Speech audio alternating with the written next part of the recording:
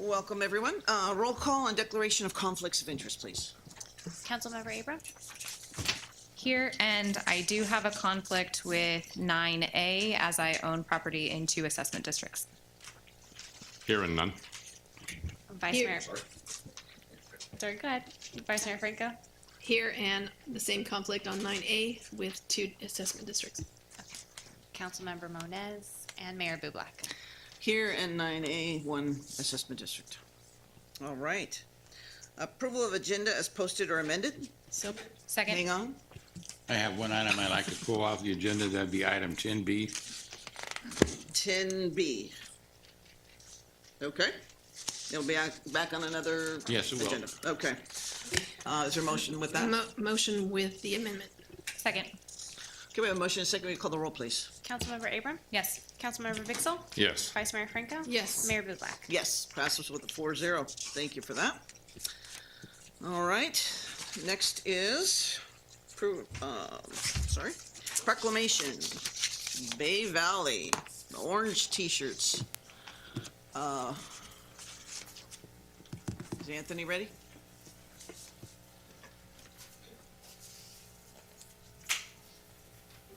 Good evening, Mayor, Council, City staff, and members of the public. We recently had a number of individuals complete an internship placement with the City of Turlock within the Municipal Services Department and Economic Development and Communications. If we can have AZ, Lawrence, and Sylvia join us here at the podium.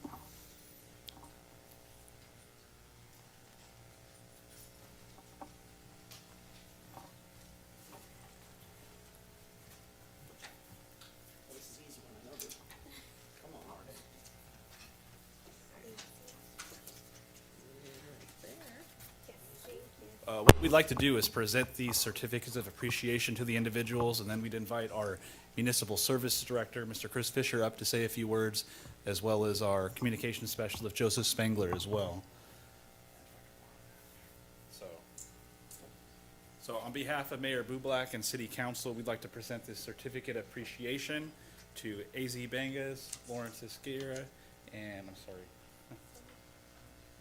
Sylvia Karina Chavez, in honor and celebration of completing an internship with the City of Turlock through the Bay Valley Tech LLC City of Turlock Strategic Partnership Workforce Training Internship Program. We commend you for your exceptional performance and dedication. Your contributions have been greatly valued and have left a lasting impression on our staff and organization.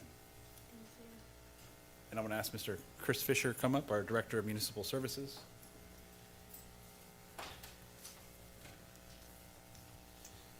Thank you. I just want to reiterate on behalf of the City of Turlock how appreciative we are for the work that you did for us, even though it was a short time.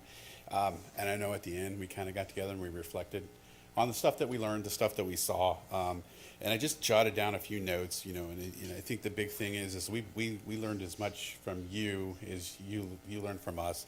We talked about practical applications, like what you've learned and how to use it.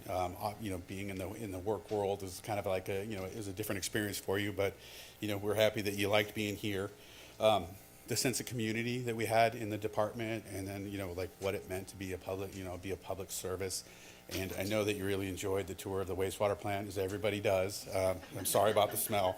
But our staff benefited from the new ideas that you brought to us, the new concepts. And really just kind of opened our eyes of what we could do with with just a limited time we had, the knowledge that you transferred to us. So I really appreciate it. And I don't know if we have leadership from Bay Valley Tech here tonight, but you're doing a great job making good employees and great humans. So we really appreciate it.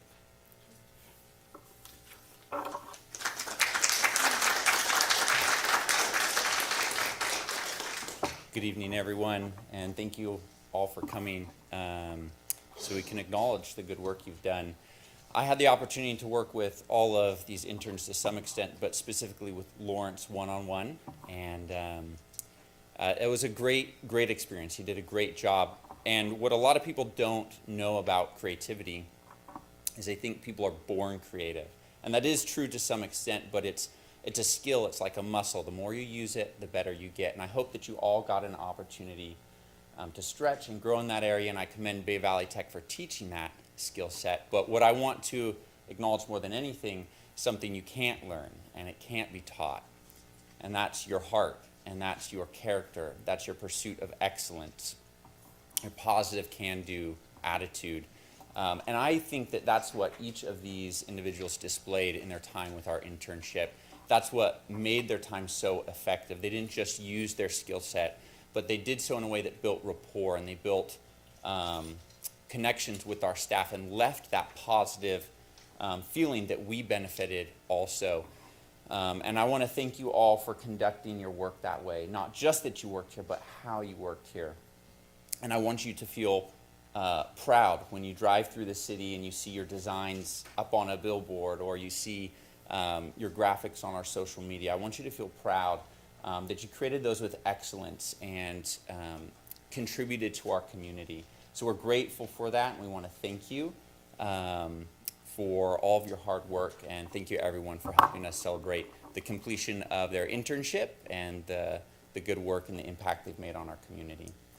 And we're going to take a minute and just take a photo here in the middle. If anyone else would like a photo, you're welcome to join us.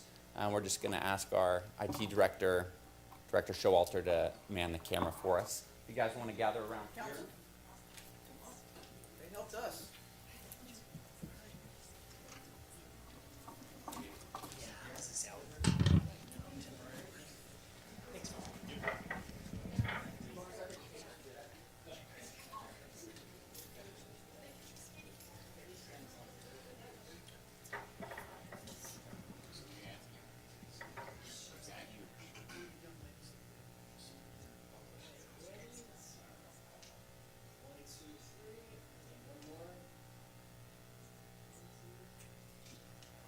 Could we also ask the Bay Valley Tech staff to join us for the picture? Even if you don't have one shirt.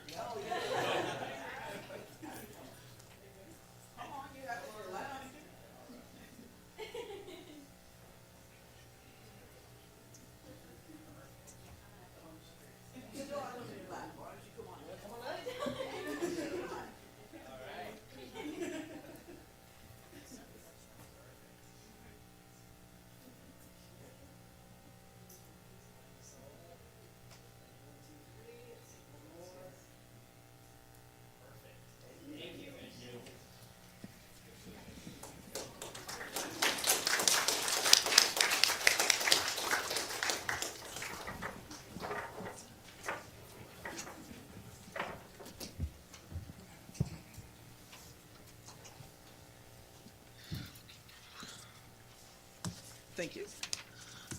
So Bay Valley Tech's going to keep giving us people who want to learn some skills from the city and then teach us as well. So we're very happy to have that relationship and look forward to far more students coming through here. Okay, this time is set aside for public participation. And public has 3 minutes and an only subject matter jurisdiction to the items that we can address. And if it's an item on the agenda, then I'll ask you probably to hold off. At this time, I only have one card, and that is Andrew Nostate. Hi guys, how we doing? You never respond here, you're not supposed to.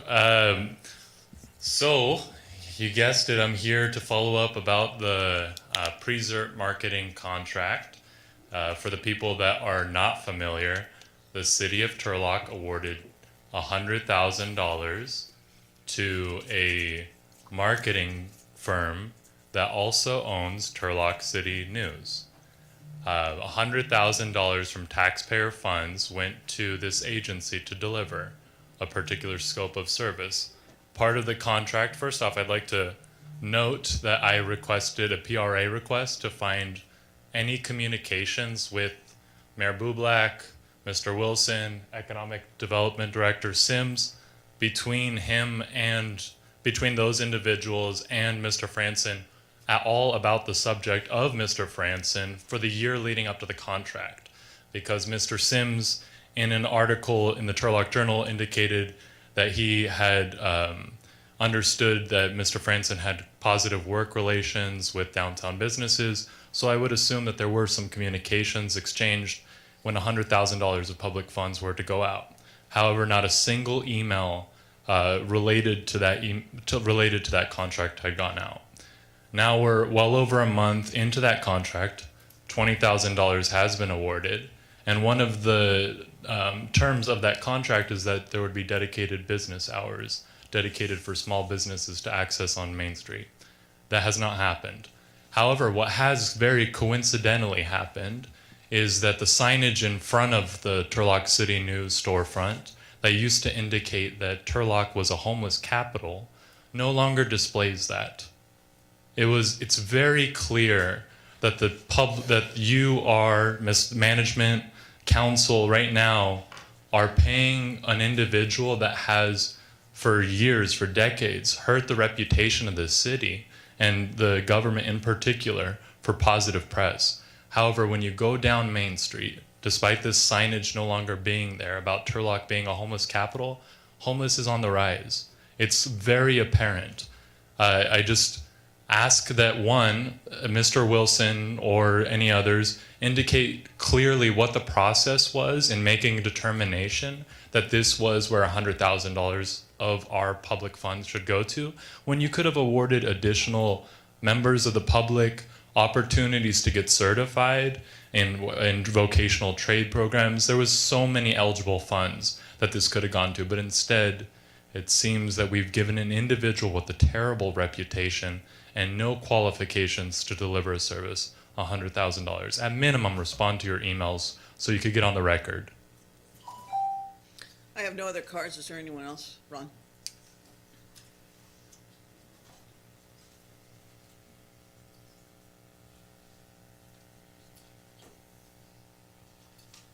We'll get the fire marshal on him, Yeah. blocking the traffic. Good evening. Question, did you mean 10B is being pulled, the 5 million to the unfunded accrued liability, or 11B, the 10B? Okay, are you still gonna have 11B, the 16-7, the update about Colorado? I'm not gonna have any comments tonight. Oh, okay. Right, okay. So I was confused about that. Okay, thank you. In the city manager's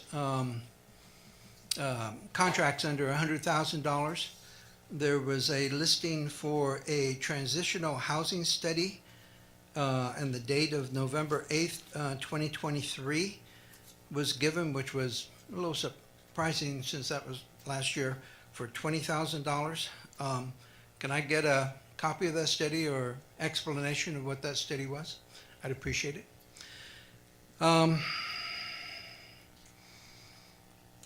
It's been like a year since you asked for a webpage on the city site to be able to have the questions that numbskulls like me come up here and ask and what the answers are, okay? I think it is pretty easy to do something like that. My suggestion would be that you have staff here note the time of the time and name of the individual when they make a comment. Then the next day, ask a question. Then the next day, you can give that list to your social media guy who was just here. He can look at the YouTube transcript. He can take that with the question. I'm sure he can figure out who to send the question to, get an answer from them, compile the questions and answers in a PDF list, and then you can just have one page that has a PDF for the 22 council meetings, regularly scheduled council meetings that you have during the year. To me, that's easy peasy. If there's the will, there's a way.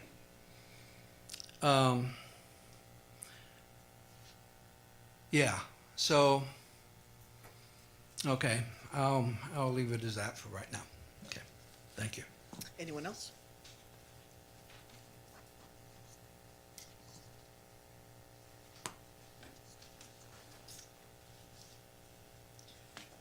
Happy August 13th. The last time I heard an update on Columbia Pool, it was going to open in August. And I drove by it today, and since no concrete decking has been poured, I'm I'm going to assume that probably it is not going to open up this month. So, my questions are, when is the pool going to open? Is it going to open in time for the kids to have any kind of swimming this year? Or are we going to wait until a 5th year before it finally opens? In addition to that, I'd like to have on the consent calendar items D and F pulled, please. Anyone else?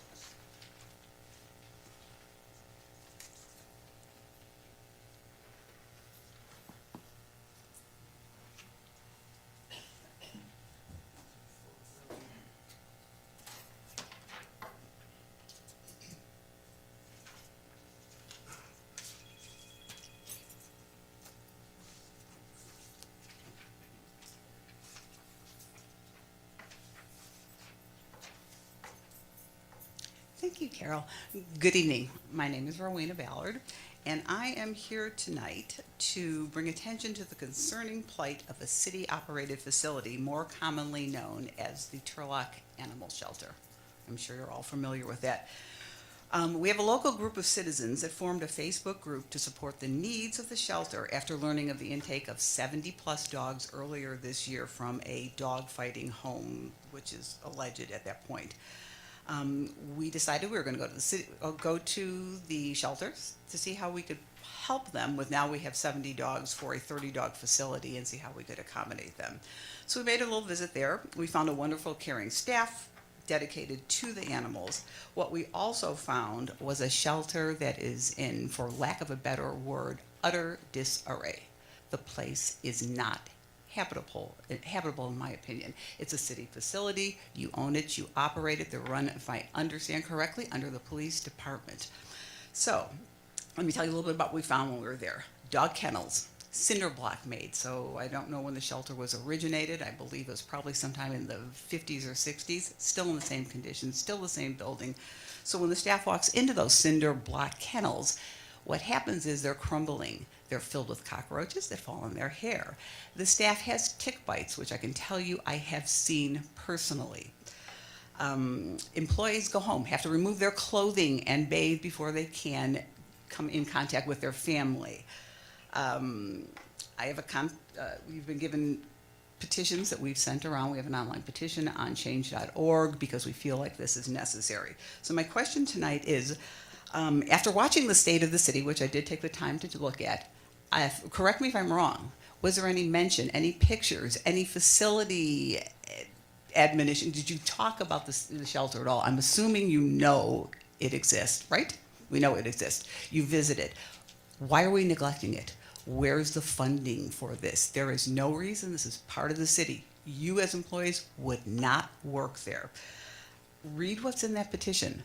Read what it looks like out there. If you haven't looked, I believe if I had to assess it, I think there's mold under the building. I don't know if it's inside. That's coming from me.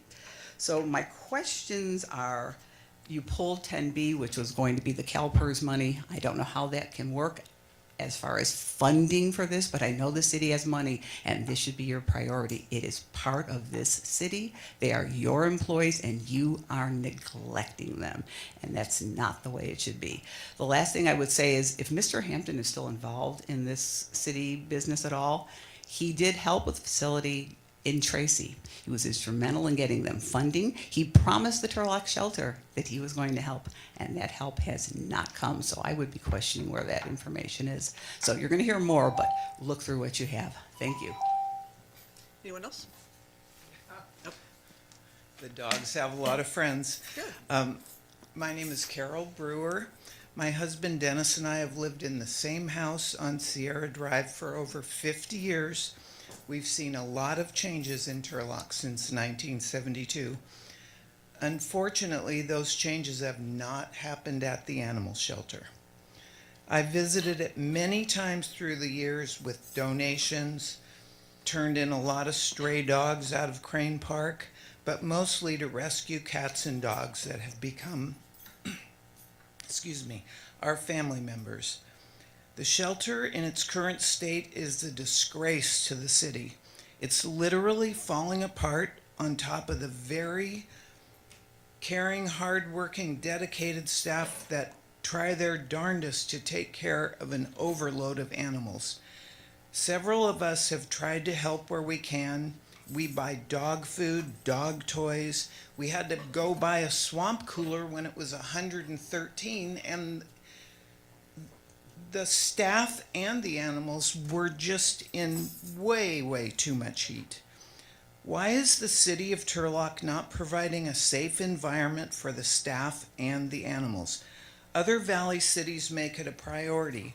They have up-to-date shelters that people are more likely to visit to rescue a pet. Please consider using some of the excess money that Turlock has right now to give our community a shelter we can be proud of. Thank you.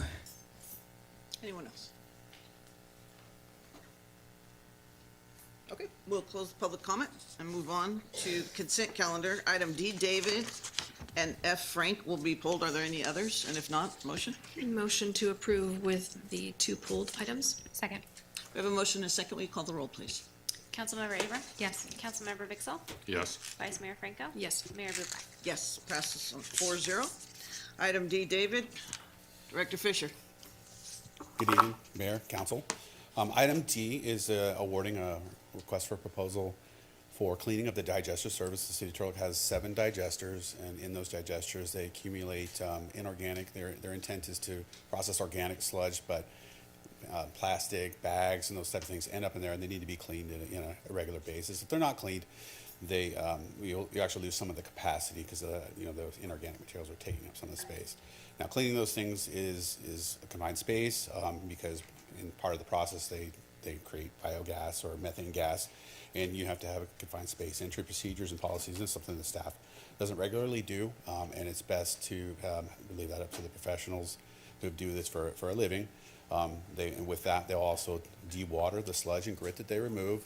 They'll put it out for drying beds so they can effectively remove it. It actually lowers our overall costs, and instead of hauling it, it's wet to East Bay mud to be disposed of, we can haul it to a landfill.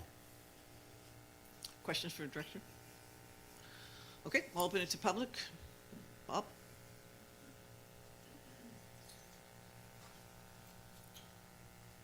Okay, it's my understanding from reading the background that these digesters need to be done once every 7 years.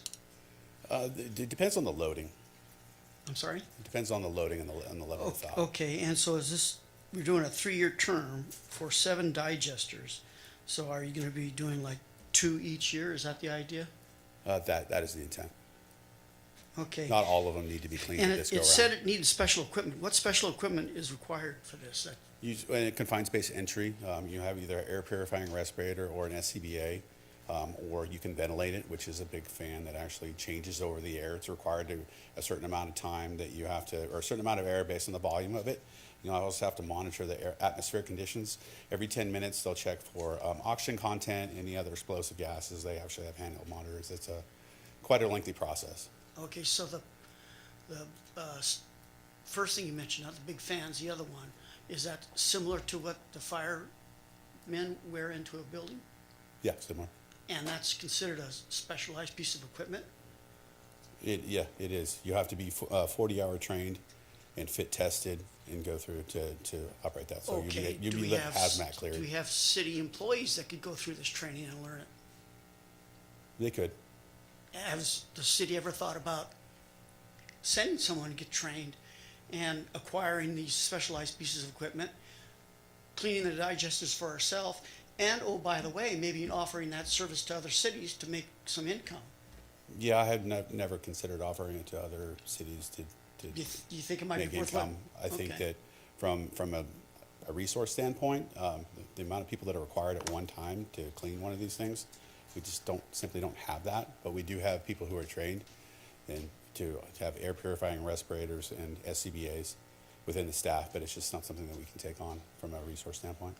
But it's something that could generate income if you had, say, a half a dozen or a dozen cities. Maybe Modesto doesn't do their own digesters. Maybe it's something we could be offering that service to them. Yeah, Or have a coalition and work at that and see if we could start doing each other's digesters and save some money. Yeah, I mean, you could certainly look at that, but the overall cost of operating that business, just from an insurance standpoint, I think would, it'd be like starting a business from scratch. But I mean, I really honestly hadn't considered sending our city employees to other cities to do this work. Well, how much would it cost to have somebody at least look into it? Staff time. Yeah. Maybe staff time ought to do that. Who knows? You might have something that generates $500,000 for the city. And the mayor herself has always talked. She's looking for different ways to bring income into the city. So, thank you. Anyone else?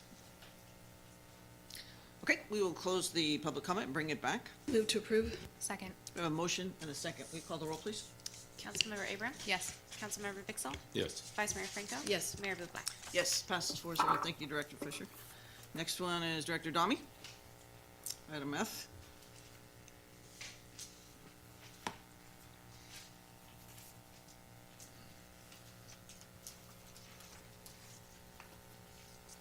Good evening, Mayor, members of City Council, City staff, and the public. My name is Jessie Domi, HR Director, and the item before you is approving the establishment of a new job description for an asset analyst and the revisions to the job description for an administrative analyst, and amend the Turlock City Employees Association salary schedule as well as the management salary schedule. I'd be happy to answer any questions. Questions for Director? Okay, we'll open it to the public. Bob?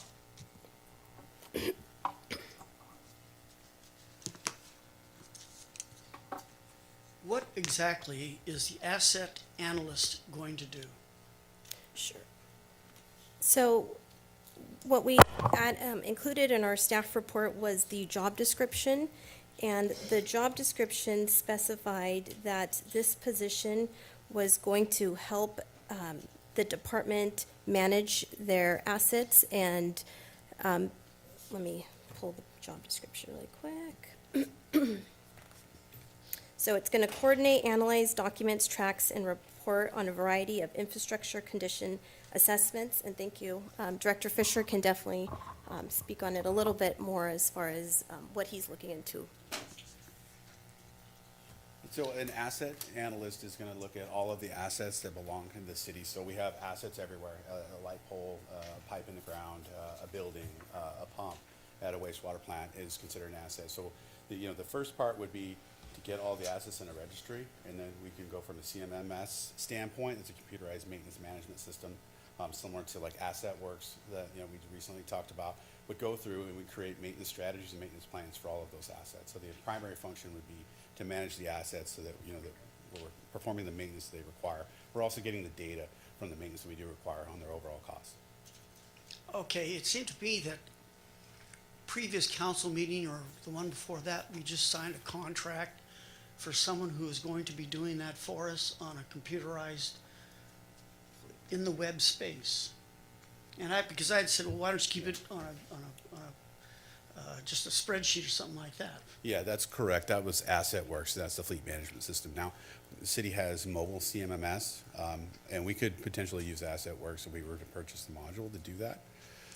But the intent is the same. See, it bothers me because it seems like you were previously saying we're buying this company to provide these services, so we wouldn't have to hire more people. And yet 2 weeks or 2 meetings later or whenever, we're hiring another person to do that stuff. I don't remember discussing that of hiring or eliminating a job. Okay, well, this will obviously pass, but sometime or another I'll find my stuff and we'll talk sometime. Thank you. Anyone else? Okay, we will close public comment for this item. Move to approve. Second. We have a motion and a second. We call the roll, please. Councilmember Abram? Yes. Councilmember Vixel? Yes. Vice Mayor Franco? Yes. Mayor Bublak? Yes, passes 4-0. Thank you both directors. There are no final readings, and here we go. Public hearing 9A. Mr. Petrolakis, do you have intentions here? I think last time we Turn on your had mic. everyone listen to the staff report first. Yeah, okay. Just if you're ready for the lineup. So, yes, All right. we're ready for the lineup. Mr. Morris. I froze because I thought you were asking me to give the staff report. Nope, I no. had to think about that one. Who's up? Who's on deck? you know. Last time was the second reading, it didn't have to come up, so last time, Isaac came up here and explained it. Okay, this is, good evening. This is about the engineer's report approving for the assessment districts. So this is the second reading to go through to be able to collect the taxes with the county, that, the money that goes into our districts to cover landscaping, maintenance, slurry seals, and that's those projects, so. That's Ta-da. basically, it's the second reading, and yeah, all this Okay. back and forth. in and Questions? out. Mr. Morris? Okay, open it to the public. Close it, bring it back. I'll recuse myself for my item. Tradition 3? Which subdivision? Traditions 3. Mayor is recused. Okay. I'll entertain a motion. So let's do it in two motions. Okay. So first, take the first action of approving the engineer's report solely for the assessment district at issue, and then the second one, ordering the levy and the collection of assessments. All right, what he said. So moved for only Traditions 3. Thank you. Second. Clerk, call the roll, please. Councilmember Abram? Yes. Councilmember Vixel? Yes. Vice Mayor Franco? Yes. Passes 3-0. And then motion to approve the levying for Traditions 3. Second. First and second, clerk, call the roll, please. Councilmember Abram? Yes. Councilmember Vixel? Yes. Vice Mayor Franco? Yes. Passes 3-0. Welcome back, Mayor. What'd I miss? Only what you couldn't vote on. You got assessed. You're paying the whole assessment. I'm paying in the assessment. All right, I'm gonna recuse on heirlooms 1, heirlooms 3, and traditions 1.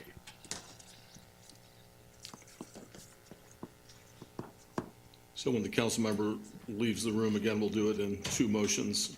First approving the engineer's report and then ordering the levy and collection of assessments. Move to approve the engineer's report for the assessments listed previously. Second. We have a motion and a second? And we should say traditions 1, heirlooms 1 and 3. That's what you meant, yeah? Yes. All right, we have a motion and a second. Call the roll. Councilmember Abram? Yes. Councilmember Vixel? Yes. Mayor Bublak? Yes, passes 3-0. And now motion to order the levying and collections of the assessment for Traditions 3 and... Traditions 1, heirloom 1 and 3. Thank you. That's the ones. Yes. Motion. Second. We have a motion and a second. Call the roll, please. Councilmember Abram? Yes. Councilmember Vixel? Yes. Mayor Bublak? Yes, passes 3-0. Change hands now. And I will recuse myself for the Legends 4 and Legends 3 North.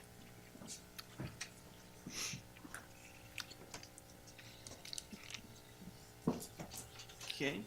Now you all know what to do, so I don't need to provide any guidance. Let's see. Let's First, see the how it engineering goes. report.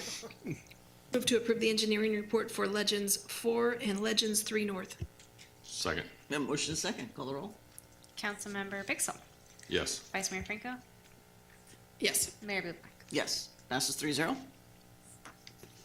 And I move to approve the, what was the second one? Sorry, I had the engineer's report. Just the second resolution the ordering second the levy and resolution. collection of assessments. Collection of assessments For Legends 4 and Legends 3 North. Second. motion and a second. Call the roll, please. Councilmember Vixel? Yes. Vice Mayor Franco? Yes. Mayor Bublak? Yes, passes 3-0. Thank you. That was painful. Okay. Now we move on to item 10A. What? Did we do them over? I thought we did both. Did I miss something? Engineering was the first? Holy smokes, okay. Well, I missed something. Not by name, not by name, Move to okay. approve the engineer's reports. Second. Okay, we have a motion and a second. That'll be for all the remaining assessment districts. Yeah, I get Not Correct. previously acted upon. Understood. We have a motion and a second. Call the roll, please. Councilmember Abram? Yes. Councilmember Vixel? Yes. Vice Mayor Franco? Yes. Mayor Bublak? Yes, passes with 4-0. And then one more And- motion. And a motion to levy in the collection of assessments for all remaining assessment districts. Second. Motion and a second. Call the roll, please. Councilmember Abram? Yes. Councilmember Pixel? Yes. Vice Mayor Franco? Yes. Mayor Bublak? Yes, passes 4-0. Thank you, Mr. Morris. All right, now, we have Measure A expenditure policy. Mr. Moreno.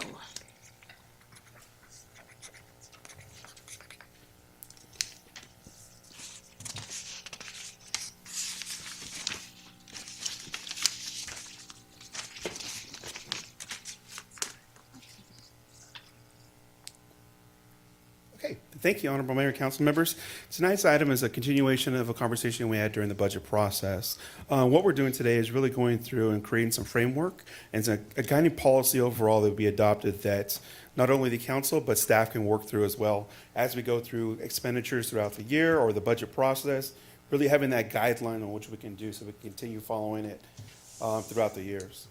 So some of the topics we'll be discussing, what is the expenditure policy, Measure A background in a little bit of sense, Measure A committee feedback, and the proposed guidelines. Expenditure policy, pretty straightforward. Expenditure policy, again, is just a guiding rubric. When you set a policy in a formal setting like this nature, you really give the feedback from the public, but you also get feedback from the council and management staff and things of that nature. So everybody's kind of weighing in on what that policy overall looks like and giving, again, the public information is what we're expecting of this revenue stream and how it's going to get spent. Background. So the background overall, we all were well aware of Measure A. It was adopted formally in 2020 through a ballot measure. We started receiving revenues not until about July and August of 21. So today's action is, again, a continuation of the budget process where we're looking to see some overall guidance on what this looks like. During the budget process, though, staff was directed to have a meeting with the oversight committee to get a little more feedback on what they thought this policy should look like too as well. So at this time, I'll call up Patrick Shields, and he can kind of discuss the matter a little bit too as well. So committee feedback. So during the public meeting that we had, a large part of it overall, the good discussion was about roads program. They were really passionate about the overall roads program, wanted to see a large funding as much as possible going to that overall. Removal of full-time employees that are not public safety or parks, kind of going back to that public outreach we had and the feedback that we're getting, but it was fine with the overall funding of the allocations that was there. So what that means is kind of making swaps in a sense of the way, putting the appropriate funding or bodies, or FTEs is what you call them, in that funding source, and then assisting the general fund only when needed. So that one really came back about talking about the reserve policy and how it is. A lot of the feedback we got was, let's just not put the money over there and let it work itself out. Let's make sure we send it only when we need it and in the appropriate amounts. Kind of setting some guidelines to what that looks like. So we're not coming to council and say, hey, you want to send this, you want to send that. More of let's hit some levels and some overall objectives on what that all looks like. So we'll let Patrick take over for a little bit and give us feedback on what he learned. Well, thank you. Mayor Bublak, council, city manager, city attorney, thank you so much for having me tonight.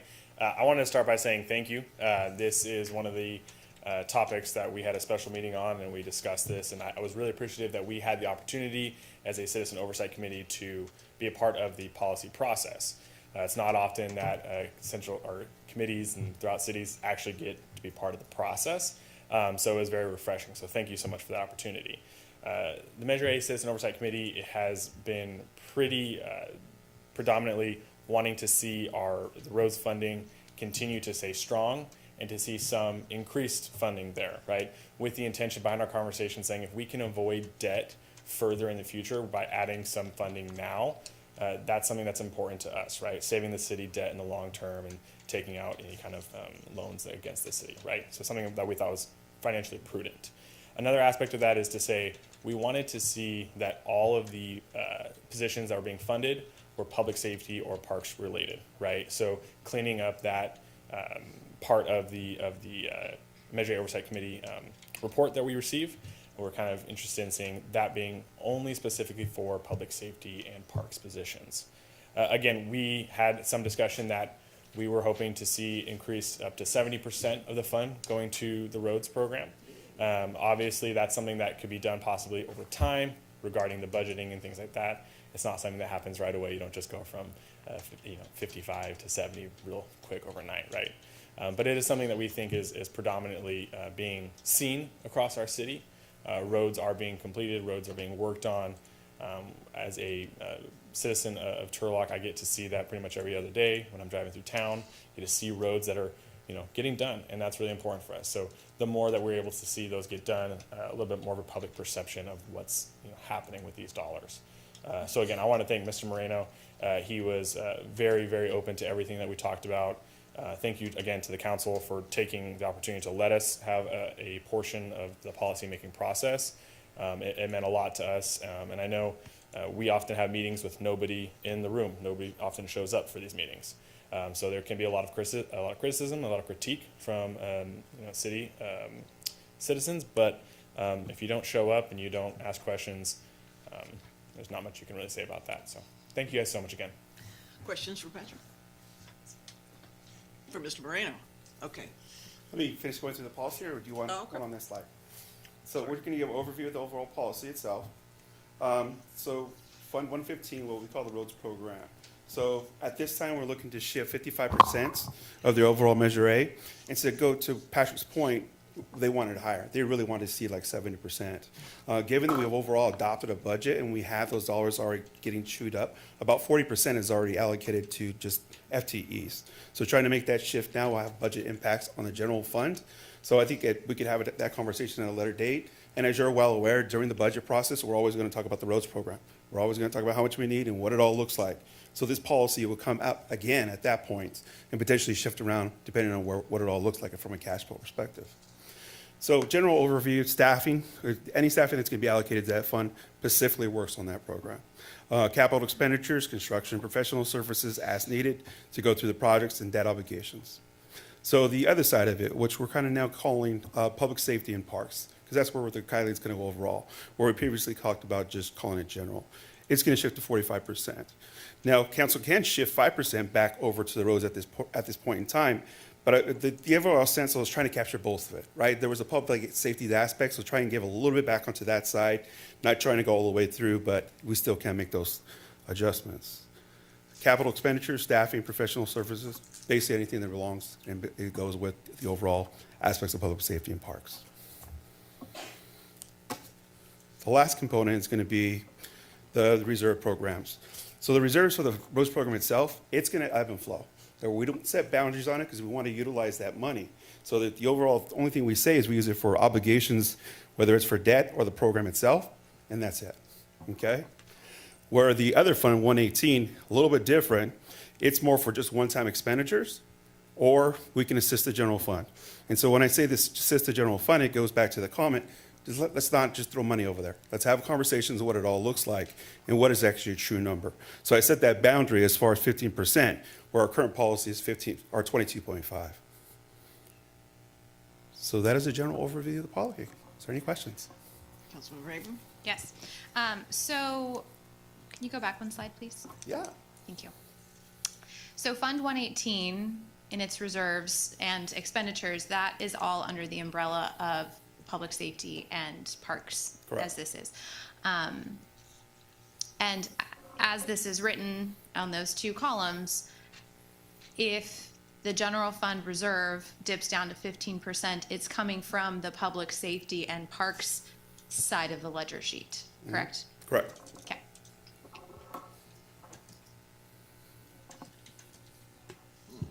So we're changing our reserves policy that we We're just changing our said? reserve policy regarding Measure A and how we utilize it. Oh, okay. Measure A itself doesn't have a reserve policy. No, but we set the reserve policy at 22.5%. We are still doing that. And so then if we go below that 22.5%, it comes out Yeah, of if we- 15% of the. That okay, triggers gotcha. us having a conversation. Yes. It's Okay. more of a benchmark. Again, so if we drop 2%, you're going to ebb and flow a little through that, right? So you don't want to have a conversation at 1.5. Let's have some activity going on and really have a conversation. So I just set a benchmark. I like it. Thanks. So for the public's sake, we're discussing that if it dips, we will have the discussion whether it comes out of this or not, The not policy- the necessarily policy is- coming from 118. Well, the policy is stipulated that 118 can do it. The roads program right now is not structured to be able to go to the general fund. Because of the expenditures and how the cash flow works in that model, you're going to go into those reserves. So what will happen is we'll have a conversation at that point in time. And that's one of the things we talked about too as well. How does that all look and where it formats? Because when you have to go to that point, there may be a conversation where you have to switch it, but you'll impact that program. So you have to have a whole conversation, but you start with the policy as structured because you really don't go to the 118 reserves all the time. It's usually just for major capital projects or requests that are coming through. So, but your other ones, you're going to flow in and out. But we will vote on it. This is a suggestion that is like, hey, look at this, we have an issue we need to vote on. It's not gonna just come out of public safety and stuff. That's like correct. So the policy structure, the council has to take action on this. that. Other questions? Okay, let's open it to the public. Any Measure A committee members want to talk? Milt?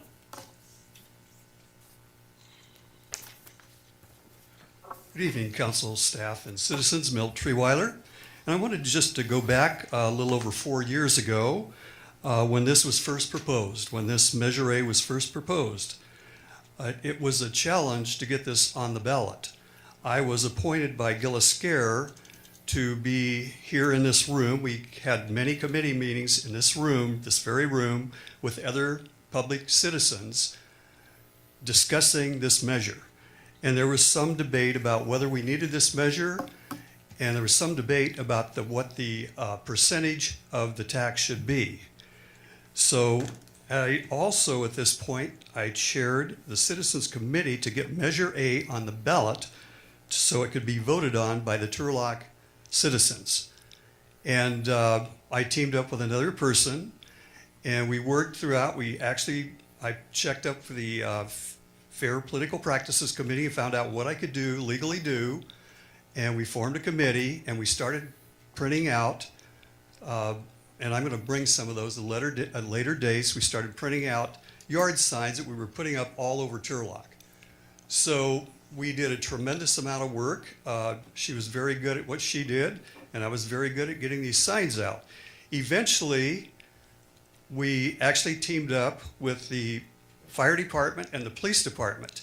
And we had already started the ball rolling, but it was very challenging. I had to go several times to the then city manager, Toby Wells, so that we could get this, make sure this was going to get on the ballot. The person I was working with, both of us were saying, this isn't even going to get on the ballot the way this is going. There was something going on in the background which was kind of keeping this from happening. I was very disturbed about that. It was really a joy when we finally got the fire department in. Even the rec department came here. This is just a little over 4 years, but this is how this measure got on the ballot. And this is how this measure got passed.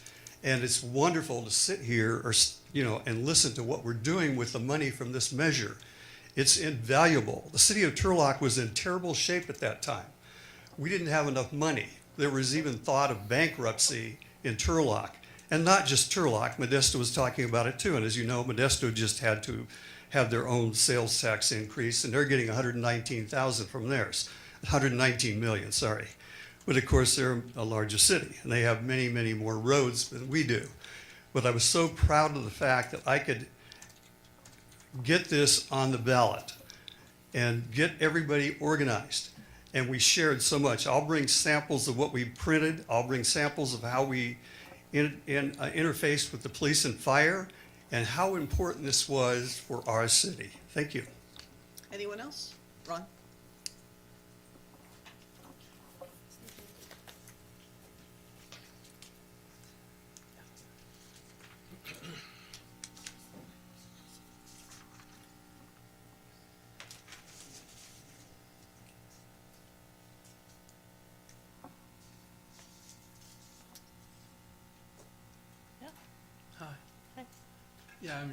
Yeah, go ahead.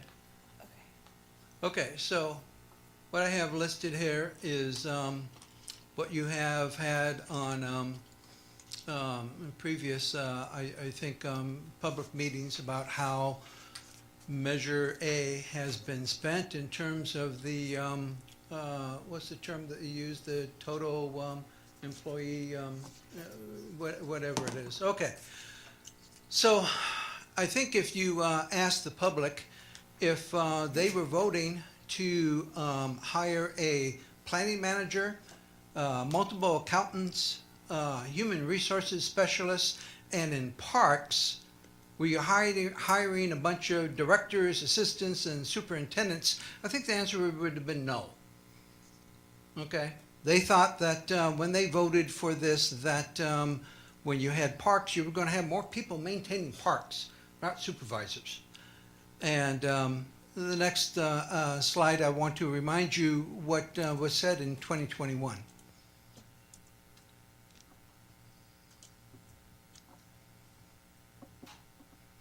It worked before. Is it on this one? We'll pause it.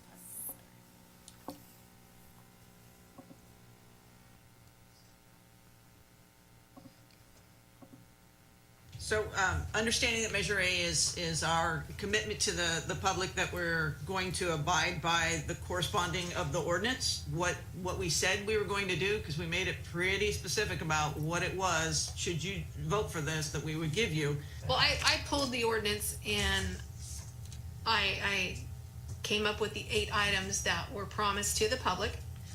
And we need to make sure that those are the only things that we pay for with Measure A, because that's what we promised the citizens. If we got this money, that's what we would do. And so that is exactly what I will be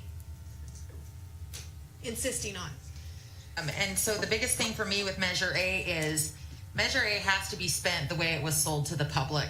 Because too many times in politics, we have these motions and these measures and they get passed and the public is told one thing, and then the ordinance passes, and then the ball is moved, and that's not right. So I will absolutely insist that those 8 things that are on that list, Vice Mayor, is what Measure A will be spent on to. Because I don't know about you guys and my colleagues, but every time I turn around, I always say this: somebody's trying to stick their hand in the Measure A cookie jar, and it's nothing that was related and nothing that was listed on the ballot to the voters, and that's just not. It's just not.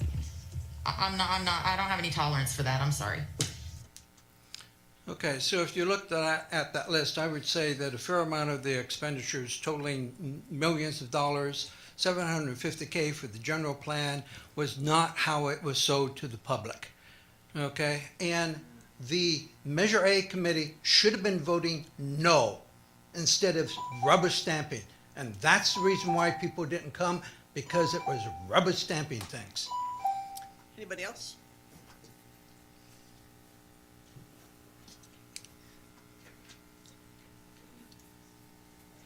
Mr. Bridegroom, you're a hard act to follow.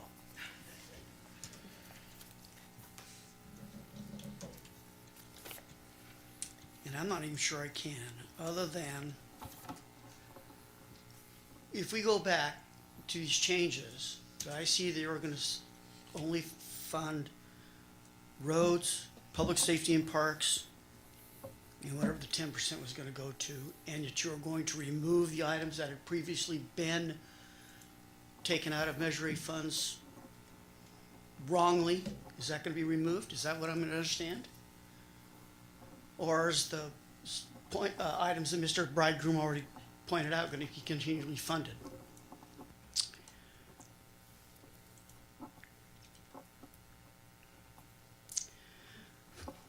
I remember when they were talking about Measure A, and one of the big things was to rebuild our reserves. And you're saying, are the reserves being withheld now, 22.5%? Or are you saying that of our available funds, 22.5% are our general reserves? You have me confused on that. Because if you're going to strive to always want to have a 22.5% unrestricted general reserve, you better be putting a whole lot more into it than what's going in now. Because there's going to be, sooner or later, something that's going to drain it really fast. You can ask the state of California about that. Thank you. Anyone else? Ramin? Okay. I'm going to show my ignorance on this, but I've been made aware that there's a possibility that the expenditures in Measure A could possibly fall in line with providing funding for a new dog shelter. Does that work? We don't know. Why don't we know? I'm serious. I mean, It might be, I don't know. it might be. Well, are we gonna find out, I guess? yes. Okay, so if that's the case, where do we proceed from here? So what's the guidelines from this point? So if we say we would be I would interested. take what you gave us and Yes. give it to the chief and work out a conversation with him. Okay, that's answers my question then. Thank you. You bet. Anybody else? Okay, let's close the public comment, bring it back for some dialogue here. Go ahead. No, I was just gonna ask who had questions. Well, my questions at the beginning were about kind of funding the general, the amounts that are going to be available to move back into the general fund reserve, because I was aware that Measure, A was happening in 2020, and I saw all of the information that was coming forth, and I do agree that with the general premise that it was to go to public safety and go to roads and, fix our financial solvency issues at the time. Maybe not solvency, but health at the time. And so I don't think that if we are in dire financial straits and we have to dip down in our general fund reserve and bring it to a level of 15%, I think it would be more appropriate policy rather than to pull it from the public safety and parks reserve. Instead of doing that, to actually pivot that extra 5% that's going to roads into funding the general fund reserve again. Because if we've had many years of hard times, it makes more sense to build back our reserves and plan for the future than pave another half mile of road. So I would like to see us discuss how we can maybe change a little bit of that, not changing how the reserve policy is, but where that money is going, how it's going to be shifted into the general fund reserve. And before we go any further, I'm sorry, there were some questions asked to Mr. Marino. Can you cover them, please? Yeah, I'll be happy to answer okay, those. my bad. So, one of the comments was about Measure A funding and what's going to the general fund. We've already sifted $6 million out of the general fund reserve into the roads program. That's more than we've actually transferred already. So the money that's come in at Measure A has already come back and went back to the roads program itself. So what's left in general fund is not Measure A at all. The action, if this is approved as is, the actions that will be taken next are budget amendments. The amount of money that got shifted to the general fund reserve last fiscal will be pulled back. The amount that is allocated this year will be reversed and adopted to where the policy is, and we'll do a budget amendment to shift salaries around to match what's equivalent into that measure. So a lot of actions are going to happen behind the scenes, and we're going to come back and get that adopted, but that's all been rectified in that sense of the way. Okay? But the positions from previous years, we can't unallocate, but this Correct. fiscal year, we can fix. So without making a fiscal impact to Measure A or the general fund, you're going to do not from a full-time employee perspective, you're going to do it from a dollar perspective. Sorry. So at least it works now. So you do it from a dollar perspective, you do it. Yeah, it's just because your dollar amounts and your salaries are not all the same, your benefits are not all the same, so you got to go through and do a full analysis of bodies to get a kind of equivalent to the overall. It's not going to be dollar for dollar, we might be off a slight amount, but the overall objective is going to be met. And you'll bring that back to us to rectify. Correct. We'll need an approved budget amendment to do so, but I need the policy in place to be able to do it. So I would traditionally bring it with this, but it's more a bigger conversation we're having, so I'd rather bring it back at another time just in case things shift around. So that answered the question about the reserves and how we're dealing with them too as well. Other questions? So if I understand you correctly, going forward, it's clean. Correct. It's what Measure A was sold to the public or what they voted for, and there's no crossing, it's clean. So from this policy as is, the information that was provided from the public outreach, yes, it's going back to what was stated in the past. This also gives a clear guideline for the oversight committee to review expenditures a little more cleaner, because it was a general tax, so all expenditures are allowed, right? We didn't do anything inappropriate, but they now have a rubric that they can work for to actually give a little more oversight to as well. And there were 8 things on the Measure A that I counted. And now, well, I have the Measure A in her thing bag. in my bag. I carry it with me all the time. But we want to make sure that it's not just 3 items that we are paying for. We sold the public on 8, and that is the 8 that we need to pay for Measure A Yeah. with. And a lot of those 8 actually fell within those categories. Within those 3, but Yeah, yes, that's why we I didn't just want say. to make sure that nothing that we said that we were going to pay for with Measure A isn't paid for with Correct. Measure A. Yeah, because when you look at the overall comments that were made, a lot of it fell into public safety and parks, right, in those categories. That's why we didn't set boundaries. Sometimes you'll see limitations, PD gets 40%, whatever those numbers look like.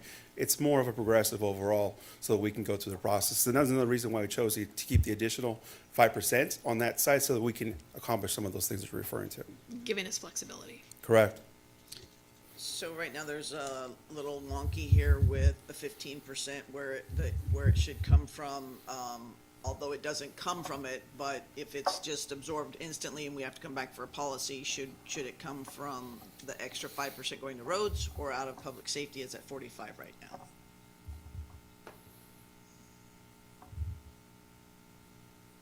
That's a good question. I never want to see our public safety suffer. So I would say that 5% on the road side is my personal preference. Was that your motion? Question. Okay, sure, is, sure. is that, the idea of every budget year you look and say, does roads program get 50% or does it get 55? And that 5% going back to the general fund reserve, is that administratively doable and simple for everyone Correct. involved? So basically what will occur, there's no guarantee that Fund 118 will have the money to actually assist. So if that comes up, you can always amend a policy by council action. And you want to really gauge where you're at. But it comes back to the comment is, where's the roads program at? So we don't want to impact either one. Maybe you're pulling from both at that time, and maybe that would be my recommendation, given the amount of money you need, right? Because our budget's going to continue to grow in the general fund. It just naturally progresses that way, right? So it's really having that rubric. You set it, but you can amend it at that time, depending on where your financials are lying.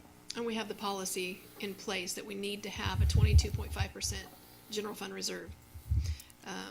So then we should be able to be flexible with this policy where That's it correct. comes out of. So you want 47.5 for public safety and I want to be flexible. it's gonna come back to us anyway, but if, you're never gonna just take in and then come back to us, right? No, the policy You doesn't allow me to do so. can't. Okay. Yeah, what you can, one action you potentially can take is, we'll have a conversation of which fund it may come from at that point in time. And that's not today, right? That's gonna be more during the budget process, where we have a full financial conversation of what it looks like. So your asterisk for general fund reserves is just at the bottom? It's not underneath either of those, just a No, because cautionary? it's not a direct allocation Fair of enough. expenditures. Okay. It's more of, right now, it just comes from reserves. If we have to switch those dollar amounts as far as the percentages, we'll have that conversation at that point in time too as well. Again, it's just a policy that can be changed at any point in time by council.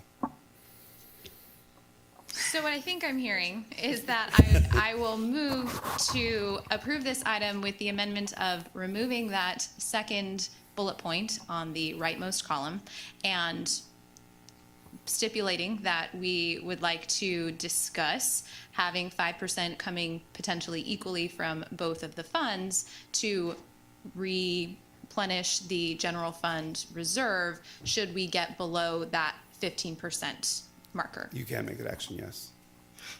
And I will. And I will So second it that. be.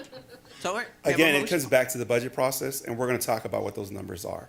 So to give you a clear, direct answer of how it's all gonna float out, it's really gonna come down to what is currently occurring, how does it impact this fund, and how does it impact the general fund? Because they connect to each other, right? So you have to have a full conversation overall. We set up policies, create guidelines, but we're gonna have conversations in the budget process about what it all looks like. Okay, so we have a motion, we have a second. Will you call the roll?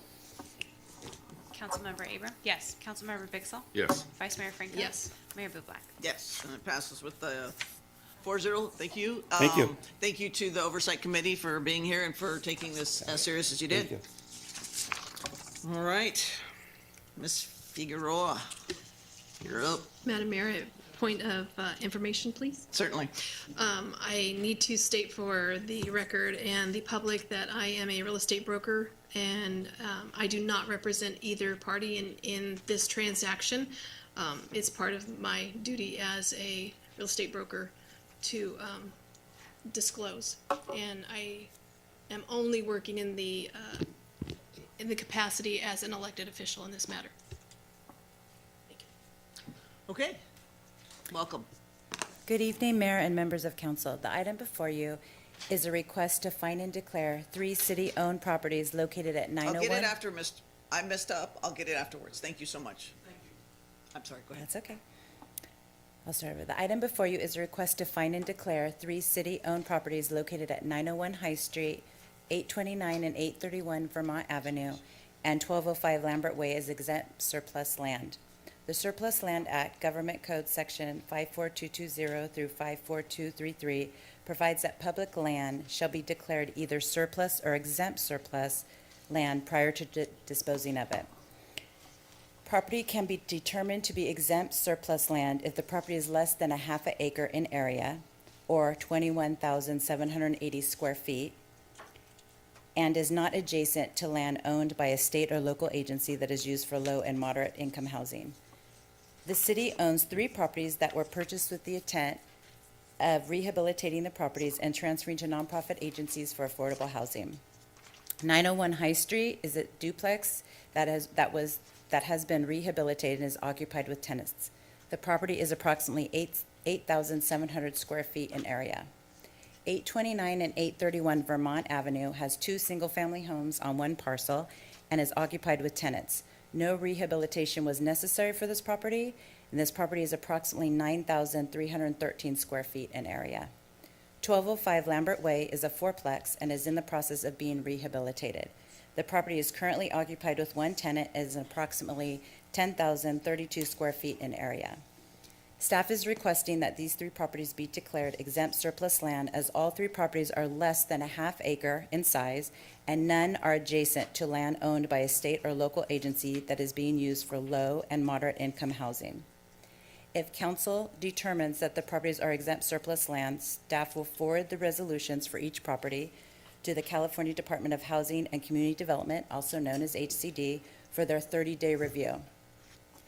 After the 30-day review, staff will be bringing a separate item to council requesting transfer of the properties to nonprofit agencies. That concludes my presentation. I'm available for any questions. Questions? You finished with it, but I just want to reiterate it, that this is a procedural process. This is a process right now to move toward selling these properties, but this is not actually a transaction or a sale or anything That of is that correct. This is just declaring that they're exempt surplus land. Then we will send it to HCD as we are instructed to, and then we would bring a separate item for each property back. Other questions for her? Okay, we'll open it to the public. Mom?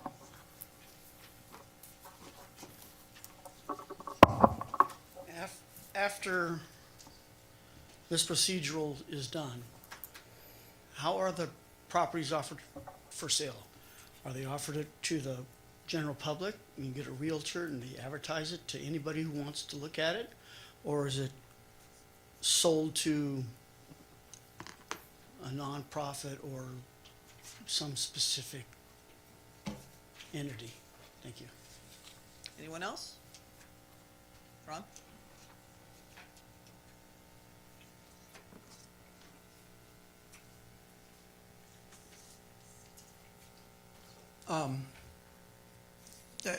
Hopefully you'll feel this is related. The property on the corner of Palm and Canal, right? Triangle, we refer to it as a triangle property. Do you have plans for doing the same thing with that property? That would be my question. And then it's my understanding that I don't know if the city has to, but the plan is because of the, you and I talked about this, Madam Vice Mayor, the the Housing Act, the annual action plan. Yes, annual action plan says that we're going to sell these to nonprofits. How many other properties are in that, under that same guideline? Thank you. Anyone else? Bill?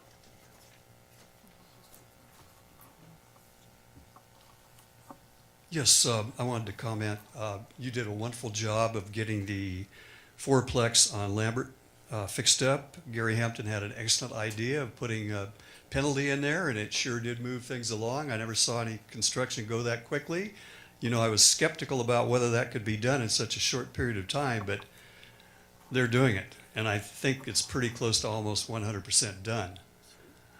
I'm a little bit, I don't understand this, because I know that, I think these are housings that the We Care shelter is managing, is that correct, or it's just the one at Lambert? You can answer that after I sit down. So I don't understand where this property is going to go and how this is going to work. I think the city was keeping care of this property, and the We Care, or whoever the organization was actually managing it and taking care of it and getting people in and out of it. But I had the impression that there were public funds, and maybe I'm wrong. I don't know if my sister's here tonight. I don't see her. So I don't know how this is going to help low-income people after this occurs, because it was coming from federal funding so that we could get these houses there, have a nonprofit manage them, take care of them, get the people in and out of them, and the city would still own them. So if we're going to give these up, we're just going to be cutting out, it looks to me like we're going to be cutting out our supply of low-income housing. And again, that's not going to help us here in Turlock, because we already have too many people who can't afford to buy housing here in Turlock because it's so expensive, or it isn't here. And we're not addressing this issue. We need to address this issue, and this seems to be going in the opposite direction. Maybe I'm wrong. I did not get to discuss this with my sister. And kind of answer those questions for me, Ms. Figueroa, when you have a chance. Thank you. Anyone else? Okay, close public comment to the questions. So to answer the question, the properties, the plan was not to put them out on the open market. What we did is we bought affordability. So what that means is we bought properties, we rehab them, bringing them up to housing standards. So for safety issues, efficiency, not for necessarily cosmetic issues. And then we went through a request for proposal process, an RFP process, where we had nonprofits come in and tell us how they would run them. So it is actually increasing the affordability inventory, because when these nonprofits take them over, they sign a covenant that they will maintain them at low to moderate income households for 30 to 55 years. The city, that's part of what the staff does in housing, is we go out and we monitor these properties to ensure that they are doing what they said they would do. So that's how we're increasing the affordability inventory for the citizens. I apologize, I don't know much about the Triangle property. I've heard it in passing, so I need to do a little bit more research on that and definitely get back to you on that. Did Director Warner have did you comment have on that? something? I was just here to give her a little bit of support. This is we did some really scurrying with the help of the city attorney, some research on the Surplus Land Act, so. There was one more question about how many properties in the AAP? Oh, so Or like there properties? are, we have a total of 8 properties. 4 of them were planned to become first-time home buyer. We are working on revamping that program at this time. And then we have the 3 that we brought up tonight, and then we have 1 more that also went out to RFP. However, that nonprofit is no longer interested, so we will probably be bringing those items back to council to find out the direction on those. Thank you. Other questions? I just have one follow-up question, and pardon me if this is more of an academic exercise about CDBG funds, but because these were rehabilitated with CDBG funds, if it were the will of the city to put these out to the open market, would they have to be deed restricted, properties that for the people to only be in the income level that CDBG can be used for? So either way, you would have the same effect, correct? Correct. Okay. My understanding is that you would either probably transfer them to a nonprofit to basically buy affordability, as they call it, or you would put them out to first-time home buyers of that lower income. So if we were to put them out on the open market for anybody, regardless, that would be a failed project, and those funds would be paid back, have to be paid back. Other questions? What is the will? We have to take them separate, by the way. Each resolution. Move to approve the declaration for 901 High Street. Second. Motion and second for High Street. Call the roll. Councilmember Abram? Yes. Councilmember Vixel? Yes. Vice Mayor Franco? Yes. Mayor Bublak? Yes, passed 4-0. Move to approve the duplex at 829 and 831 Vermont. Second? Motion and second. Call the roll, please. Councilmember Abram? Yes. Councilmember Vixel? Yes. Vice Mayor Franco? Yes. Mayor Bublak? Yes, passed 4-0. And move to approve the property declaration at 1205 New Lambert Way. Second? Motion and second. Call the roll, please. Councilmember Abram? Yes. Councilmember Vixel? Yes. Vice Mayor Franco? Yes. Mayor Bublak? Yes, and it passes 4-0. Thank you.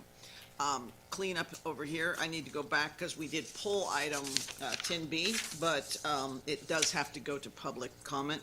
Thank you, Ron, for reminding me. So that is a $5 million CalPERS funded accrued liability reserve. And we won't be discussing it, but the public has opportunity to discuss it, and we just won't make any comments. So, Ron?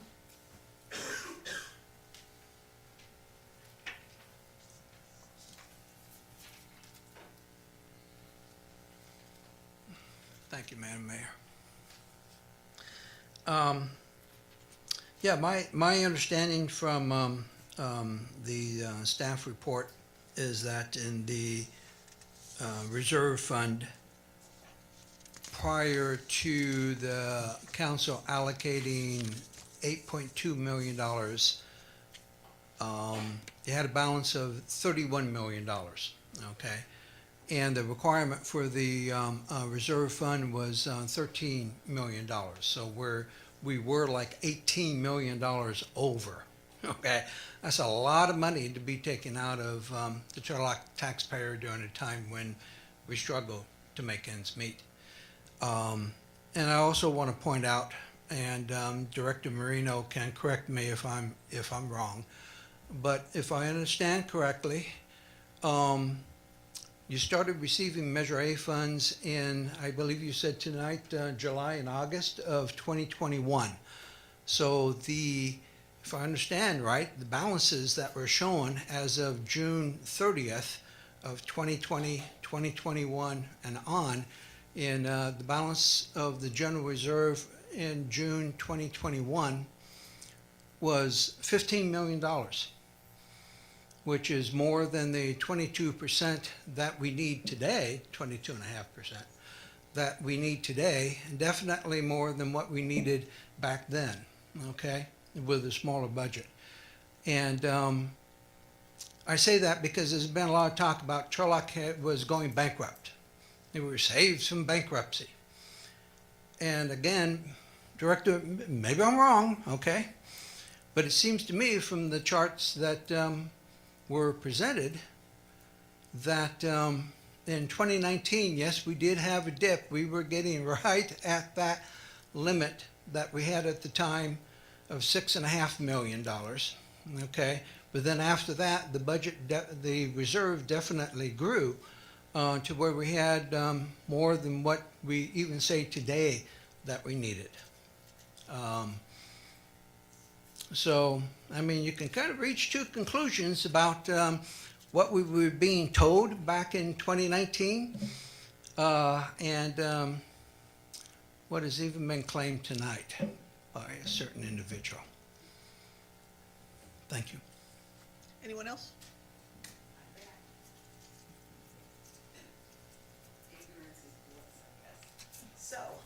now that you're just rediscussing this, I know you pulled it from the agenda. Does this possibly apply to monies instead of going to CalPERS, as I understand it was talked about? Does this go back to the animal shelter again? Is there money there that can be allocated for them? We can't respond to it tonight, but you will be Okay, discussing. you'll talk about. You'll be talking to the chief, absolutely. Anyone else? Okay, we'll close the public comment, and it is going to be continued to another date, so we will have that conversation at that time. Moving on to item D, that will be. I have another point of. Oh, please. Information. Thank you. I'm a duly licensed real estate broker in the state of California, and I do not represent the city or the buyer in either end of these transactions. I have no conflict of interest, and I am working only in my official capacity for the city of Turlock as an elected official. Thank you. All right, Director Sims?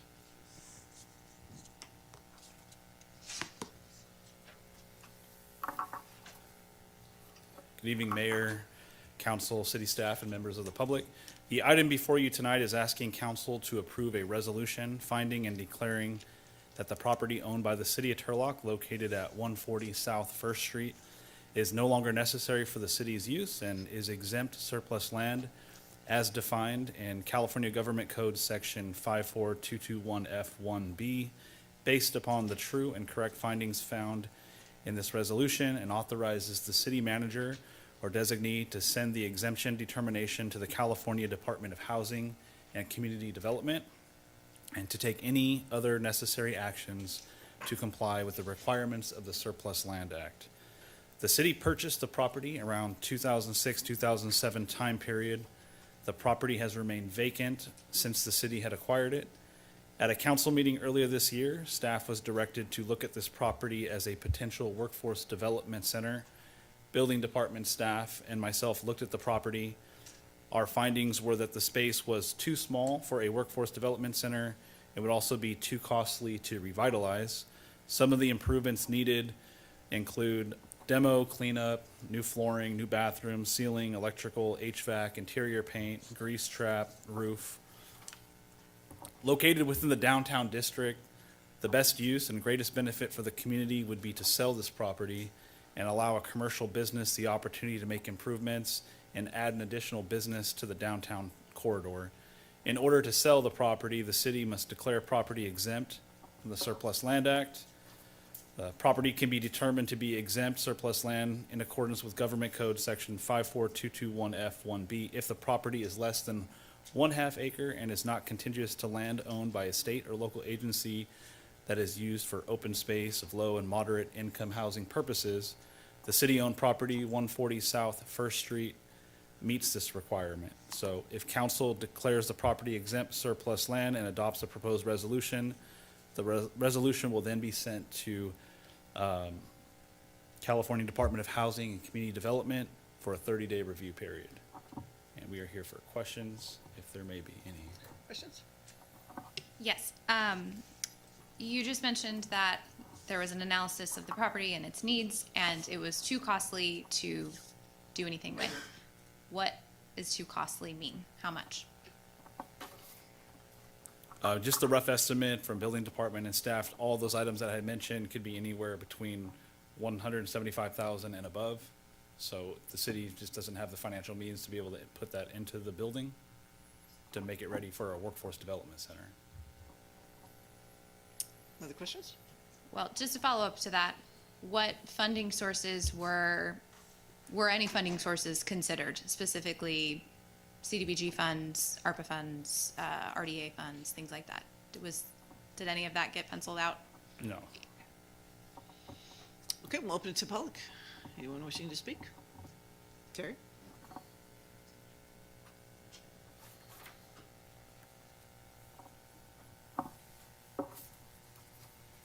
So we've been talking about lots of properties tonight, and I may be a little confused, but is this the building that was purchased for $600,000 a few years ago?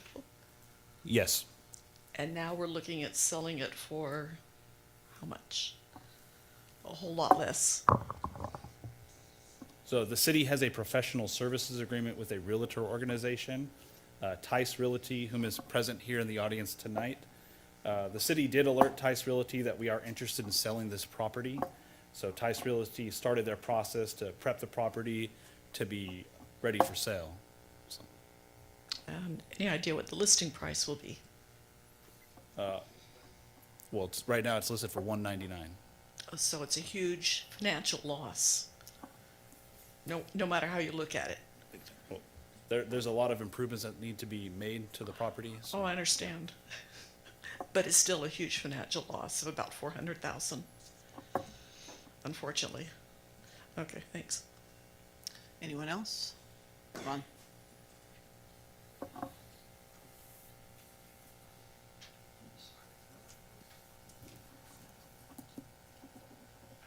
Sorry to be so angry, but, okay. Number one, I think it's good that we're finally doing something with that building. Okay, so that's positive. What I hear is the possibility of the people who are going to buy it are going to lease it possibly to a bakery, so there'll be another business downtown in that area. So that would be good, rather than the eyesore that it has been. Yes, from your staff report, it talked about how back in, what was it, 2006, I think it was, they had $2 million of RDA funds, and they were thinking of trying to buy all those properties there and tear them down and either have a parking lot or build a parking structure. And then they spent $600,000 on that building, which if you then extrapolate it out to the rest of the buildings was far more than $2 million, let alone the cost of tearing it down, so on and so forth. Reminds me of the story in the Bible of the king who decided to go to war with his neighbor. And when they got to the scene of the battle, he found out that the enemy had about 10 times as many troops as he did. And he kind of said, maybe I need to sue for peace. Kind of a similar here to where it wasn't well planned. My complaint is that these geniuses, we probably have named a park after the mayor under which this was done, okay? And the staff people probably are off enjoying their nice guaranteed pensions. There's no accountability, and that just drives me crazy.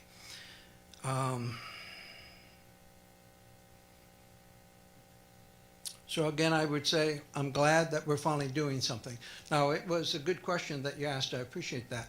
You talked about workforce development. That's something that definitely is needed. Are we looking at another place to be able to do workforce development for people? If we're not, $175,000, $200,000, yeah, I know that's not chump change, but you had $18 million of surplus, okay? And you can help people out, workforce development.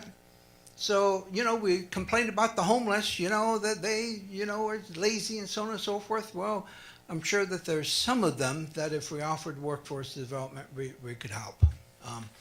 Yeah, okay. I'll be quiet. Anyone else? Okay, we'll close the public comment. Just from a builder standpoint, I'm sure it's gonna cost more than $150,000 to upgrade that. The roof alone would cost more than that. I just to follow up on that, yeah, everything that comes before us costs way more than we think it should, right? And it's not what the average person can get out in the regular marketplace. I am struggling with this motion or this item before us tonight because, $600,000 seems like a heck of a lot to have paid for that back then. And I certainly don't want the city to throw good money away after bad, but I would like to see more options of what could be done. You know, maybe it's not appropriate for a workforce development, but maybe it's appropriate for some other beneficial use. You know, in reading the staff report, you know, it gives a nod to the property was purchased to reduce blight, but we've been holding on to it for so long and had a vacant building there. We're kind of contributing to the blight. And so I personally am not ready to move forward with seeing this go to sale without seeing what the alternatives really are. Okay, so correct me if I'm wrong. This is just to declare that it is excess property, and it's exempt from. Exempt from the Surplus Land Act. Okay, and then after that, we send it to the state of California. They give their okay on it, but we still have the ability to say what we want to do with this piece of property. This isn't saying that we're going to list this for sale. Correct. This item right here is just saying we want to declare it exempt from the Surplus Land Act. So we need a resolution by council declaring that. If that's approved, we'll notify the California Department of Housing and Community Development. They'll be notified and they have 30 days to contest it. After that 30-day period, then the city can come back and talk about selling the property. We have to give them 30 days to provide a response. Mr. Wilson? I would just note that this property was taken over by Tyson Associates, and they found a buyer for it.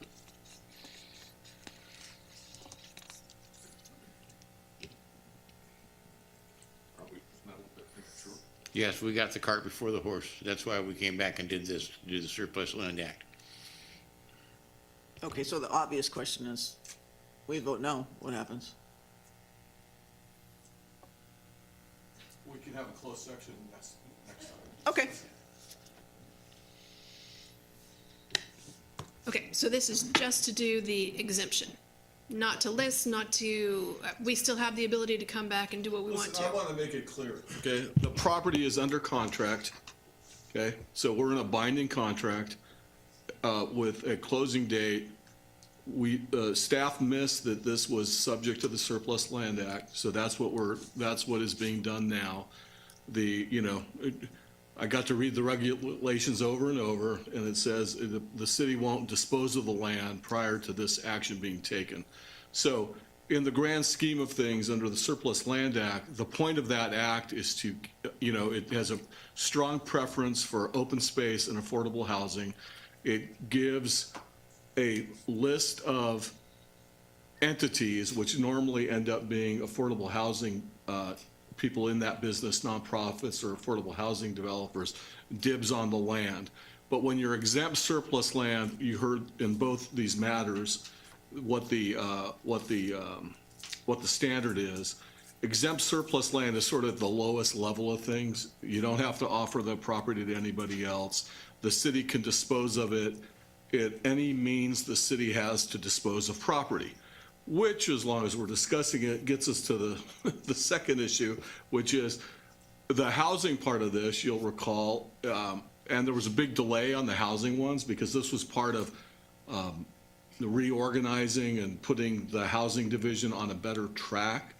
And so as part of that, when this one came up, we've all been diligently looking for any written procedures the city has to dispose of property.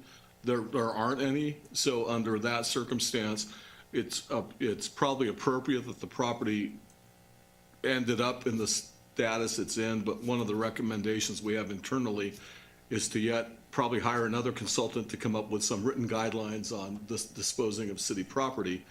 And so it kind of evolved out of the housing thing and all of that. So that's where we find ourselves, and that's what the act. So the action tonight is to declare it exempt surplus if the city deems that it's surplus and doesn't have any need for the property. There's some disagreement about that, but this is the unusual case where yes, the cart was before the horse. If nobody under 50 knows what that means anymore, but so. If I think of an analogy for the younger generation, I'm now old, I can't believe it, and I'll come up with that analogy, or if there's a youngster in the room who can help me on that, great. Okay. Another question. Yes. Do we have an obligation to pay back the RDA funds for the shortfall, the 400,000? That I think Isaac knows more about than we do. I mean, I did ask him, he said no, so I trust him, and so he can explain it. That's dangerous. The overall property that we're discussing was actually transferred to the general fund. It's not part of an asset list. It's part of the old former RDA successor agency. We made sure that we found the appropriate documentation, and that was done appropriately. So there is no obligation back to the old RDA. Can I just ask maybe a dumb question, but the city paid how much for it, and what year was it? 2007, 600,000? So that's gotta be the only piece of property in the whole state that has taken this big of a hit. Rhetorical. We buy high and sell low. It's a thing. Okay, well, what is the will of council? Doesn't sound good. Another question. What happens if we don't approve this?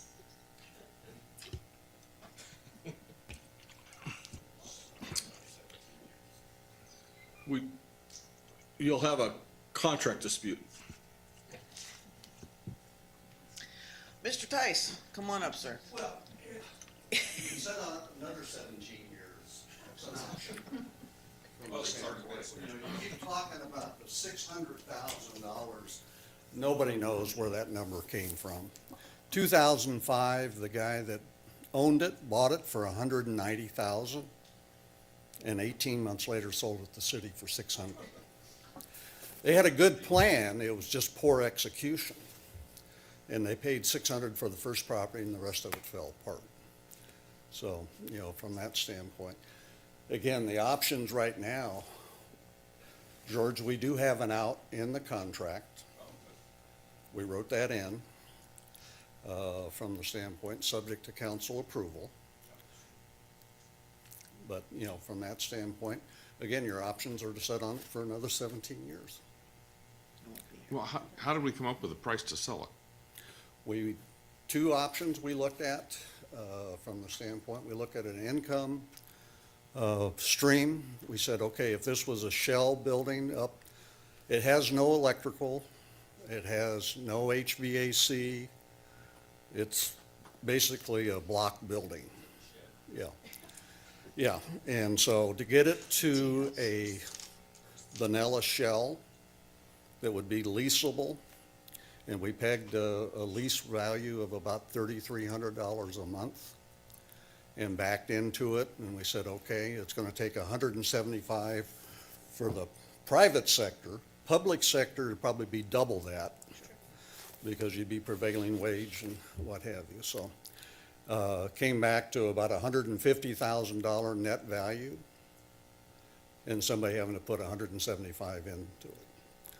We put it on the market. We had multiple inquiries. It had to be a cash transaction because it could not be financed by anybody, so we were looking at cash only. We had probably 8 inquiries. Again, developed 3 offers. Offers ranged, the first offer was $100,000. We ended up with $130,000, $203,000, and $205,000. Nobody bought $600,000. Now, the person paying the $205,000 is going to have to probably put $175,000 in it to get it to a shell with heating, air, and what have you. But tenant improvements will be on top of it. So we're guessing it'll probably be $500,000 to $550,000 is what they'll end up with. And Pam, you were exactly right. It's going to be more when you get into it, so. Okay. I want to apologize to the council. I forgot that we had fixed it. I think I talked to Donna, who talked to Jim or whatever, and so, yeah, that's great. So you can do whatever you want. We were going to. Thank you, Mr. Tice, for that clarification and all of that extra insight and the clarification that the 175 was not what we would actually pay, because it sounded as if that was penciled out as what it would cost the city to fund all of those. So I appreciate the clarifications. And with that, I'll move to approve. Second. We have a motion and a second. Call the roll, please. Councilmember Abram? No. Councilmember Vixel? Yes. Vice Mayor Franco? Yes. Mayor Bublak? No. We'll see it again another time. Okay, moving on. Authorizing staff to initiate Prop 218. Director Fisher.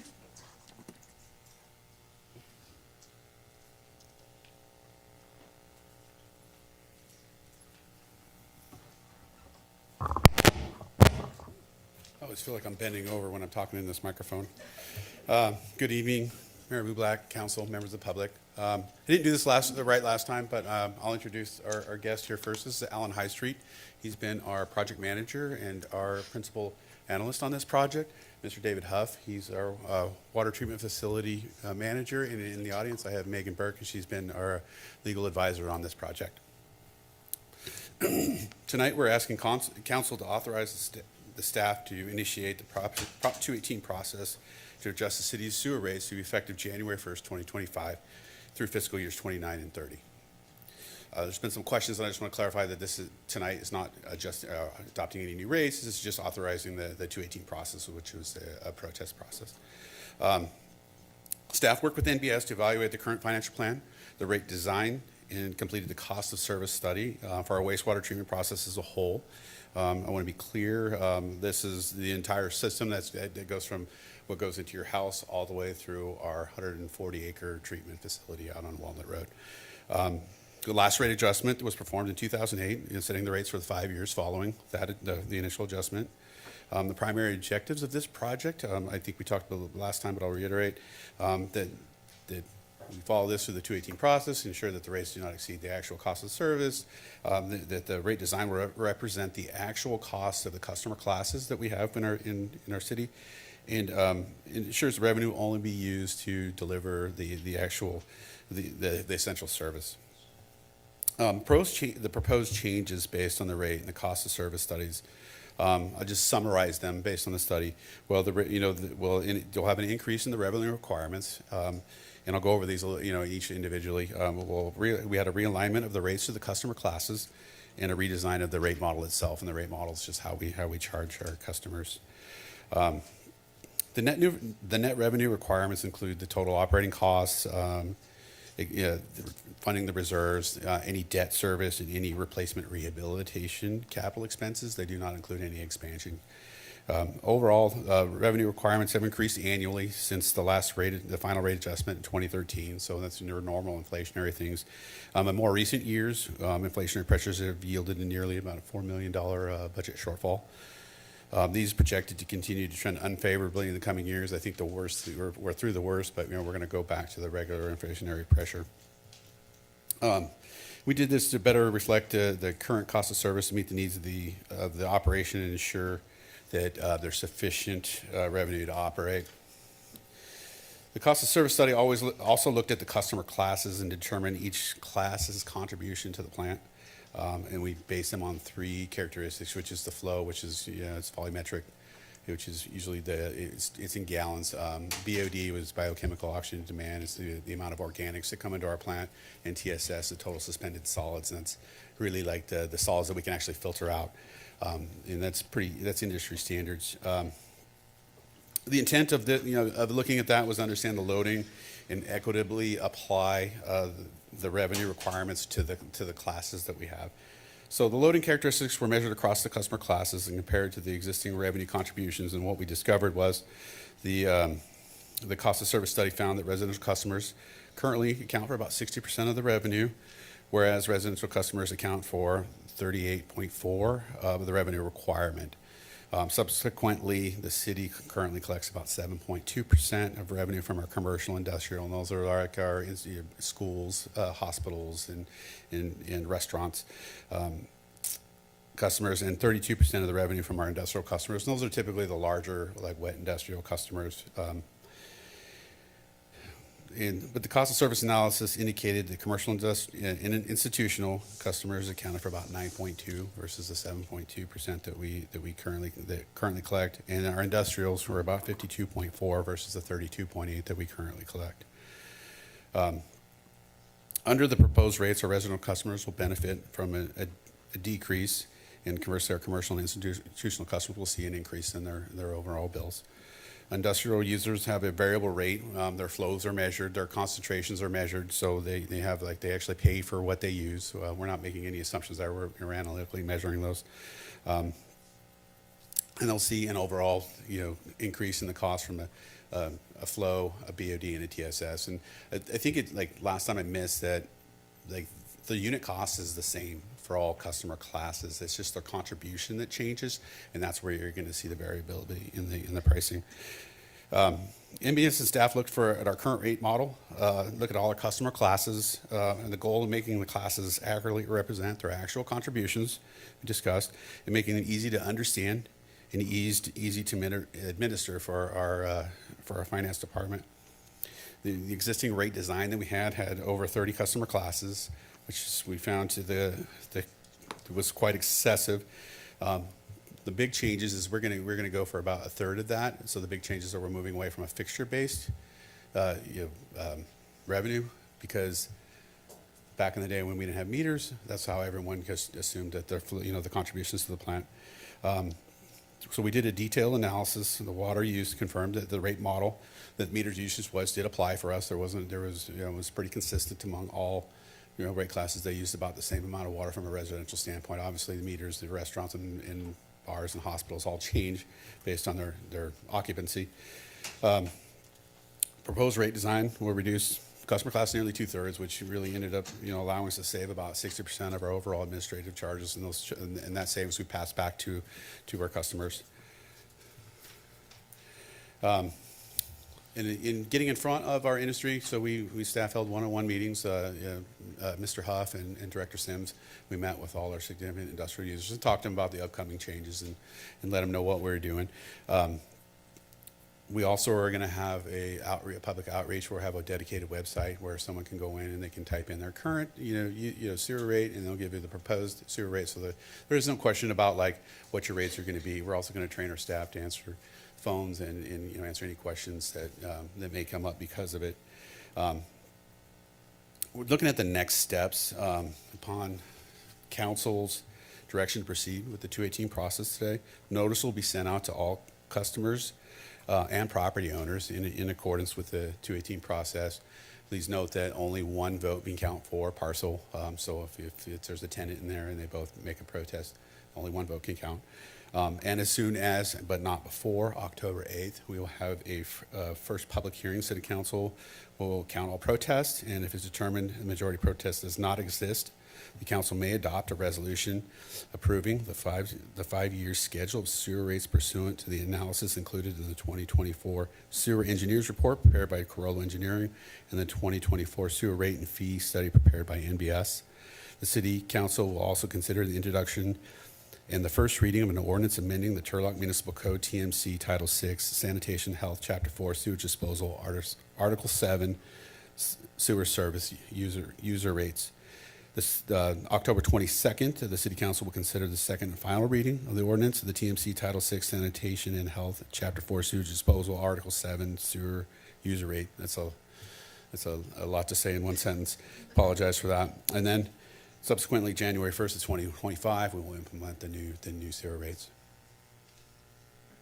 I'm opening up for any questions anyone may have. Questions? Thank you for all of that detail. I'm hoping to hit a couple of the highlights here, that for the vast majority of residential customers, their rates are going to go down in the first year and pretty much stay down over current levels for the 5 years of the study. Yeah, that's correct. Okay, and you mentioned that you and staff have reached out to the industrial users because that's not the same story for them. Their rates are going to have to shift to kind of pay their fair share of what they're putting into the system. Can you talk a little bit about what the conversations were like and kind of how the city's going to be good partners in that space? Yeah, I think they're always tough conversations because nobody wants to hear that their rates are going up. And the reality is we need these businesses and we want them in our city. They're very, very important to us. Overall, there's a general understanding of this is overdue. Obviously, we wish it wouldn't come all at once.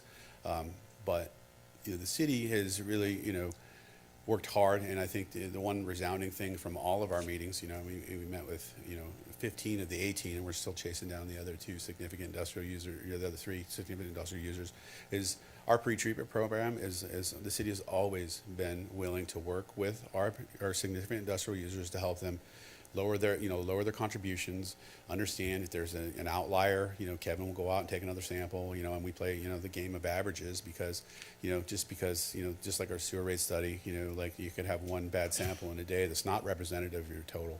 So, there was a lot of feedback, on that, and we've looked at, potentially doing land applications for two, and there's a hurdle to overcome to do that. We have to go through the water, but that would save them if they can get their water clean enough through their pre-treatment process. They can land apply it to a farmer.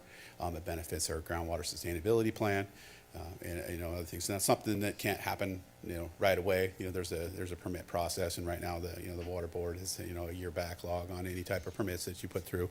But that's something we're looking at, and it's something of benefit. The other thing was that, generally, like at the end of we explained to them where we're coming from, and how we got to this point. They understood, and at the most part, I wouldn't say that like it's overwhelmingly positive, but I think we ended with a good understanding and agreement, and why it's necessary.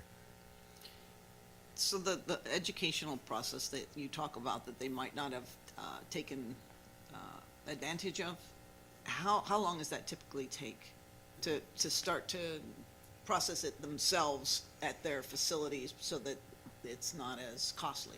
It depends on if they have the assets to process that. If they do, in typically 1 to 2 days, they can get pretty good removal. And then fine-tuning the process because, in the water industry, the certain polymer works a certain day and, and it may work for months, and then all of a sudden your loading changes, your contribution changes, and you have to change. But I would say generally within a month, they can significantly reduce their overall contributions if they have that pre-treatment process. Now, if they have capital, if they have to invest in the pre-treatment process, those things, like DAFs are, so what we're talking about is one piece of equipment. There's many people that make them. They're generally on the shelf, but, having been in industry that, capital sometimes takes some time. What's the cost? Yeah, there's a cost associated to it for sure. And obviously you have to engineer and install those things. And the startups are usually harder than the ongoing maintenance, but.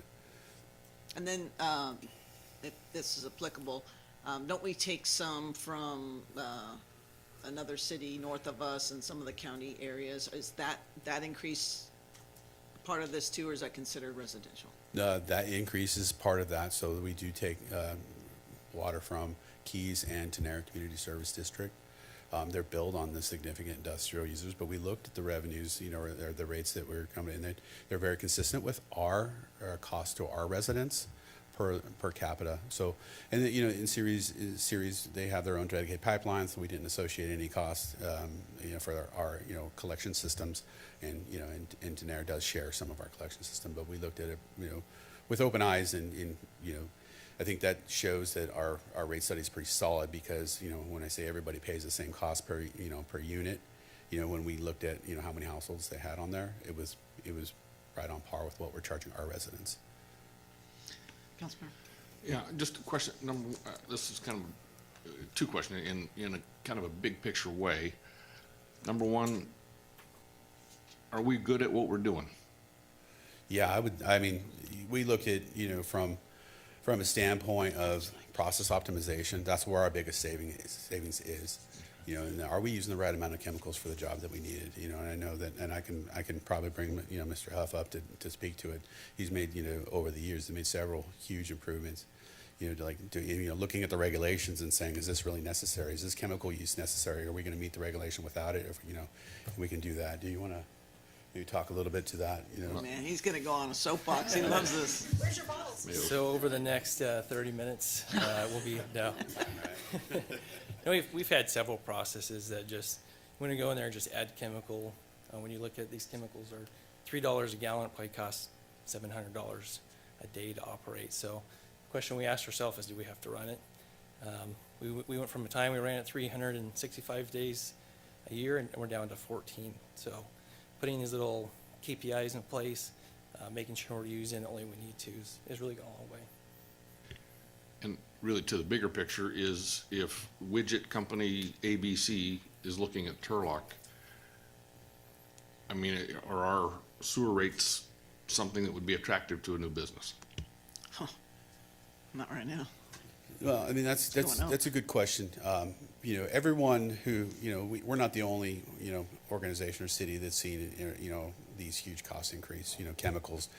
You know, we're on par with Modesto, so we're about even with Modesto, maybe slightly higher. Modesto is going to have to go through a cost of service study. Modesto is really good about doing it every 5 years. City of Fresno, you know, is going through the same thing. You know, and I think that, you know, eventually, you know, this bubble's going to burst and everyone's going to catch up. But you know, it's unfortunate because a lot of the stuff is driven by, you know, regulations and that, you know, that are unique to the state of California. You know, and the first thing that we want to do as water operators is do no harm. So you know, if the regulation says that we need to be at this level, that's where we're going to be. You know, I mean, obviously we can challenge new regulations through the forum process, and you know, and usually those things can be spread out over, you know, longer periods of time. But yeah, you know, your question is like, are we attractive? You know, I think we're on par with, you know, with industry. We have capacity that we can sell, whereas other places don't have the capacity. If they choose to invest and increase their capacity, they're going to have to go through the same process. And years ago, in the 70s, when this plant was made, it was made, you know, primarily from federal money and state grant. You know, there wasn't a whole bunch that, you know, the city had to invest in it. You know, those opportunities, you know, are not there like they were, you know, back then. And as regulations change, some of those things free up. But you know, going through the processes, you know, looking at like what ways we can reduce and make our rates more attractive. You know, a couple of things we've done is a biogas recovery project. You know, I mean, that could, you know, generate, you know, 90 million over the life of the project. You know, and that's, you know, it can, you know, the revenue that it creates can pay the debt service on the bonds that we have to take to move forward. Other questions? Yes. Mm-hmm. Okay, so am I correct in my assumption that the residents have been paying 60% and they've used 38%, and so we've had our residents subsidizing our industrial and commercial for 11 years since our last rate increase? I think it's tough to say when that. I know that after, I'm going to say COVID, but you know, like those things changed quite a bit, and these rate studies are based on a snapshot in time. So if if the city sees an increase in chemical price, you know, and we're not raising our rates, well, an industry can see an increase in chemical, you know, and they can make the determination to say, you know, like, yeah, it makes sense to send it to the drain rather than treat it myself and haul it off. So at what point did it shift? It's difficult to say, you know. I think But as of now, we are. that's correct. But do you have plans on doing rate studies from now on every 5 years so that we can make sure we keep up on the current rates? I don't ever want to go through a process as arduous as this one again. Good answer. Yeah, Good so, answer. yeah, you know, and maybe this is not fun, by the way. No, it wasn't fun, and you know, and nobody wants to go and say this, but the reality is this is something that nobody thinks about. It's just always there for everyone to use and benefit from. Exactly. You know, so it's not something that, you know, that they go out, you know, like you don't look at the, you know, the sewer pipes, you know, in the ground, you know, and like we can certainly take a group on a tour if we wanted to do that, but it's just something that's just forgotten, you know, and it's super important. We don't have the ability to not provide this service. Right. You know, so like operating, you know, reducing our overall maintenance spend, you know, operating on deferred maintenance is introducing risk that, you know, that we don't really want to. Speaking of needing to put the improvements in, so it looks like we need about $156 million of improvements Over 10. over yeah. 10 years. Yeah, so we cut the 5-year CIP down considerably. Okay. We took $50 million out of it because the reality is I don't have a crystal ball. I can't predict what the future loadings are going to be based on our price change. So, you know, we looked at from like, let's preserve what we need to preserve so that we don't have to replace it in the future. Absolutely. Because when you start replacing things, you come under different codes, you know, the cost just kind of goes up. So, you know, this exercise was meant simply to like preserve the assets that we have that we know that we're going to need to move forward with. And then in 5 years, we'll look at the master plan again. And I would think there's one thing that is important that I didn't mention to say is this sets the ceiling. This doesn't set the rate. So we can look at this in a year from now and realize that like, hey, you know, like these things have cleared up, our costs have gone down, and we can choose not to implement the next rate increase, or can we potentially even lower it. Okay, so we have about 5.3 million of reserves to help with those improvements that you need. So we need a lot more money to Yeah, repair. and I think. And these rates will give you that money to do so? Yes, these it'll take us about a year to get caught up from where we're at right now. But yeah, this intent is to not charge more than what the actual service costs, but include the reserve so we can weather these storms. You know, and market volatility and chemicals. I mean, you know, we had one chlorine factory burn down and it went from 86 cents to $3.50 a gallon overnight. You know. More questions? And then our industrial and commercials are gonna see a rather large rate increase. Is there any way to ramp that up for them? Or they just have to rip off the Band-Aid and start paying it January 1? The 218 process doesn't allow for us to I mean, it's Rip off the basically, yeah, it's more of a rip-off Band-Aid now. There's other ways, you know, you could have and you could use some non-encumbered, you know, non-rate revenue from someplace else. But it doesn't really solve the problem of needing the money. It just basically, you know, delays. And are we going out for any grants of any kind, Yeah, we are going after every grant that we can probably get our thumbprint on. We're hearing a lot of no's, but we're not giving up. You know, there's not a whole lot of money available for existing infrastructure. If it's a new water reuse plant, it seems like the money falls from the sky. But we're looking at state earmarks, looking at revenue generation, like the biogas project. Like I said, it basically covers almost a year's CIP, and payback is 8.7 years. So simple payback is really favorable on that. And we're being conservative on the biogas production, and we're also being conservative on the value of the RIN and ITC credits. and Ceres, Keys, and Daenerys rates are gonna increase? They are, yeah. Okay. That's all my Other questions? All right, let's open it to public. Milt?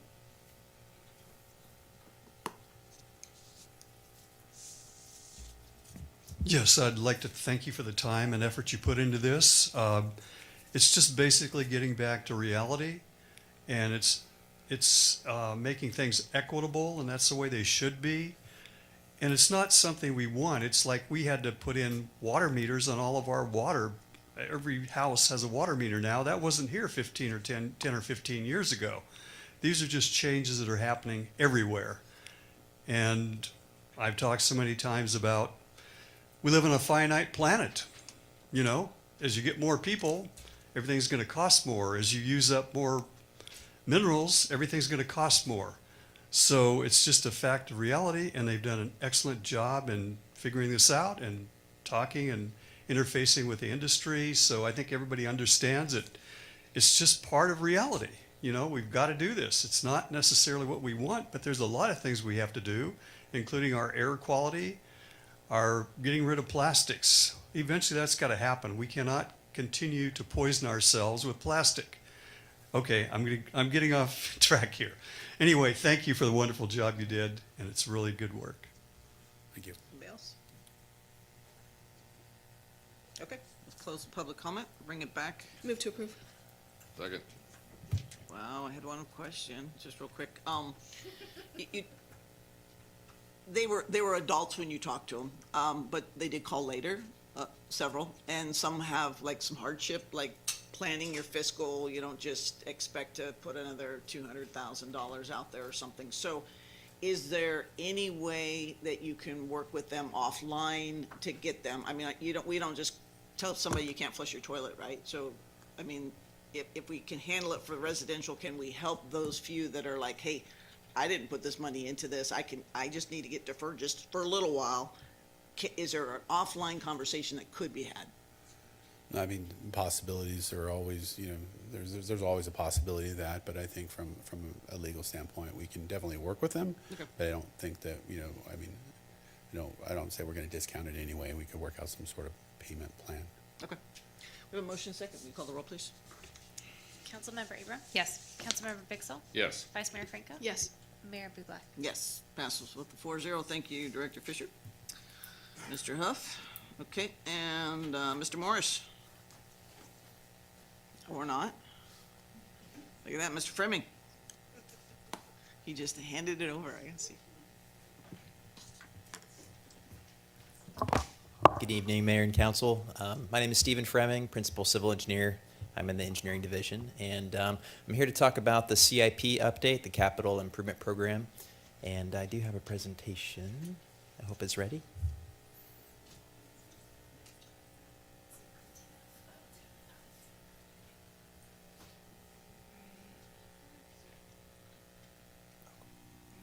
Thank you.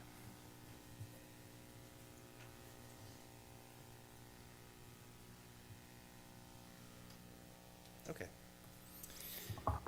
Okay, so I was here about a year ago.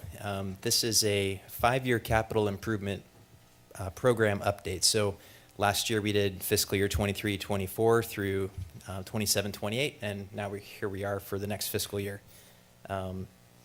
So what is a capital improvement program, or a CIP? It's a 5-year outlook of capital improvement projects needed to maintain infrastructure and quality of life. They're used to manage and coordinate project priorities, timing, location, and resources, and they should be guided by the general plan and any applicable master plans or specific plans.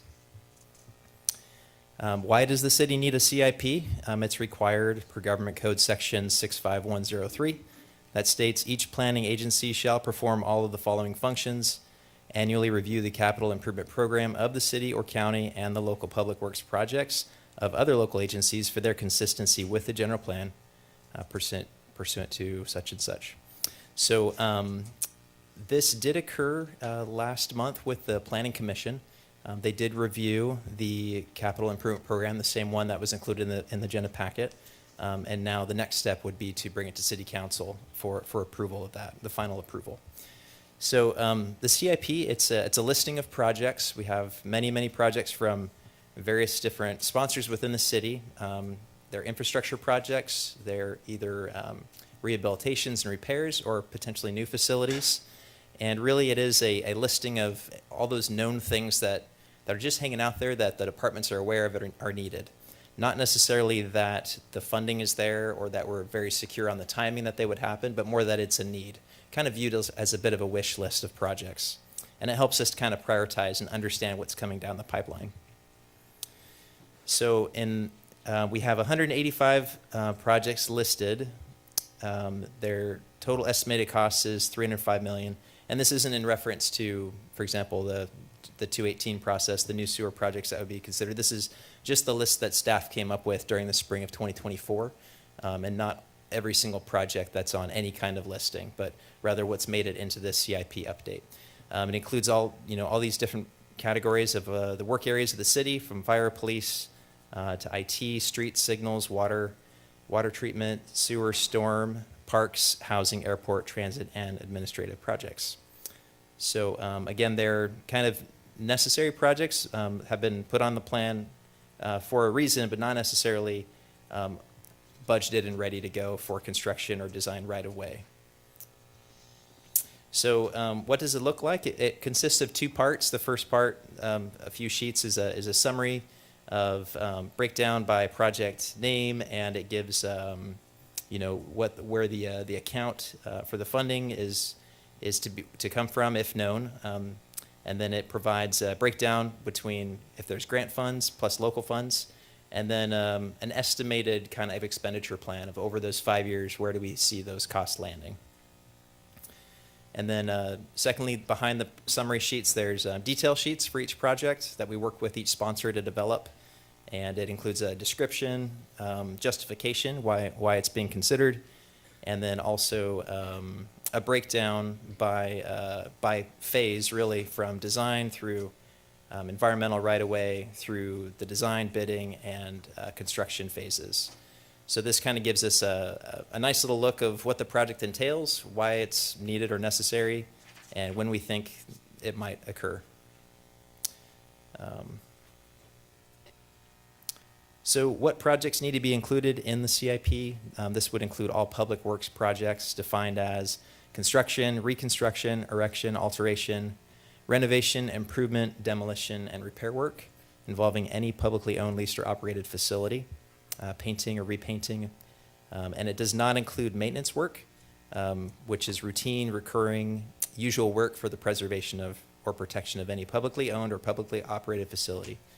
Not minor repainting, resurfacing of, very small amounts of resurfacing is not included, and landscape maintenance is also excluded. So as mentioned, last month, July 18th, the Planning Commission did vote to find that the CIP is in conformance with the general plan. And tonight, the action item is request for council approval of the CIP update. And if that passes, then the next step would be we would upload it to the city website. It's a public document. It would replace the last year's update, and we'd continue on business as usual. So with that, if there are any questions, I'd be happy to take those. So on these specific ones, like, you might not have been here a little earlier, but animal shelter was kind of a topic, and it looks like it started in 2002 here, and just has $5,000, and then it's, so if there's nothing now, but it was earlier on the other. Yeah, so if we approve this, that means there's no money there, right? That we're not gonna look at it, it's just. The animal shelter project or other projects that may not have like a secured funding source, they're listed because the department felt like, hey, this is a need we feel like we have. Well, let's put it on the CIP, but it doesn't necessarily mean that it's funded. It's kind of like it's a communication tool, as there's turnover within departments also. Sometimes things can kind of get lost in translation.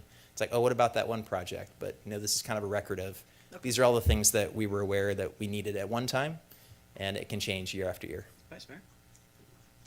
And speaking of the other project, the previous project that we just approved is in here. That 156 is in these numbers, correct? Which 156, which number? 156 million for the for the wastewater treatment plant upgrades, because we're talking some big numbers here. Yeah, and I think I had the total earlier that this total was like, I think what was it?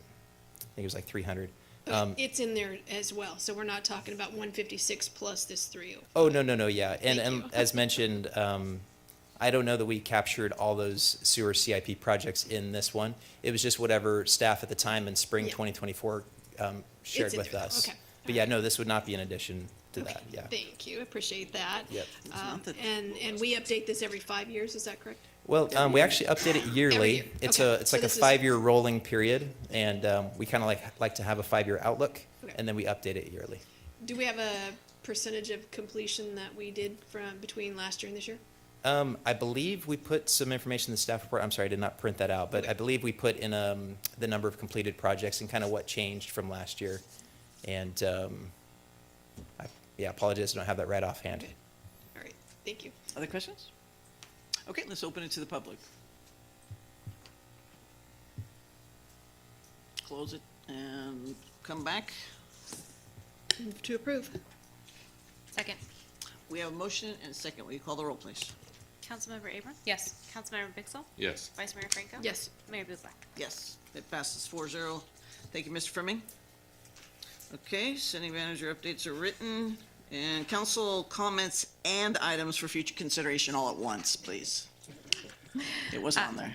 Yes, thank you for reminding us all about that.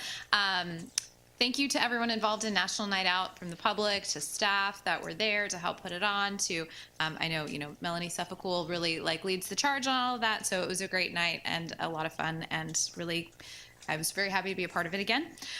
Regarding future items, I would like to see at the next meeting, if at all possible, an update on the business development program. I think it's important that if it's not gaining traction and not meeting its goals, that we hear about it and have time to pivot, because I really want that money to get in the hands of the businesses that would put it to good use.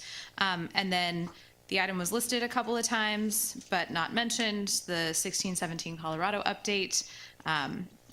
When that does come back, because I know that it will at some point, I do think that it should be a special meeting where we can devote the entire time and evening to that, to give it, give the public the time that it deserves, and not have other items that are waiting on the back burner there.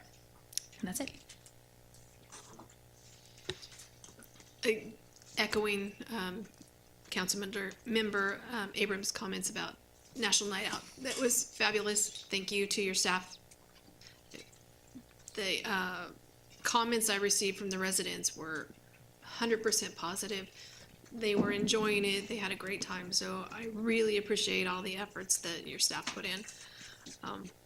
I would like another update on Columbia Pool and the Armory. I think it's really important that we keep the public up to date on the Columbia Pool as much as possible because we've got kids that want to swim.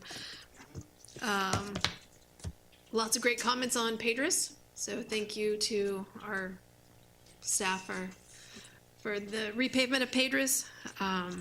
Now we're getting complaints about people driving too fast. Go figure. Can't win for losing. And I understand that my spreadsheet's being worked on, so thank you for that. Anything? All right, City Clerk Trini, will you read the items on closed session?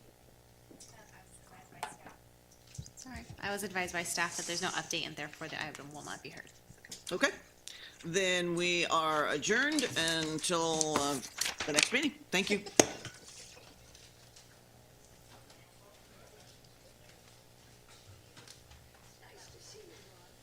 Hey, I did make it to national.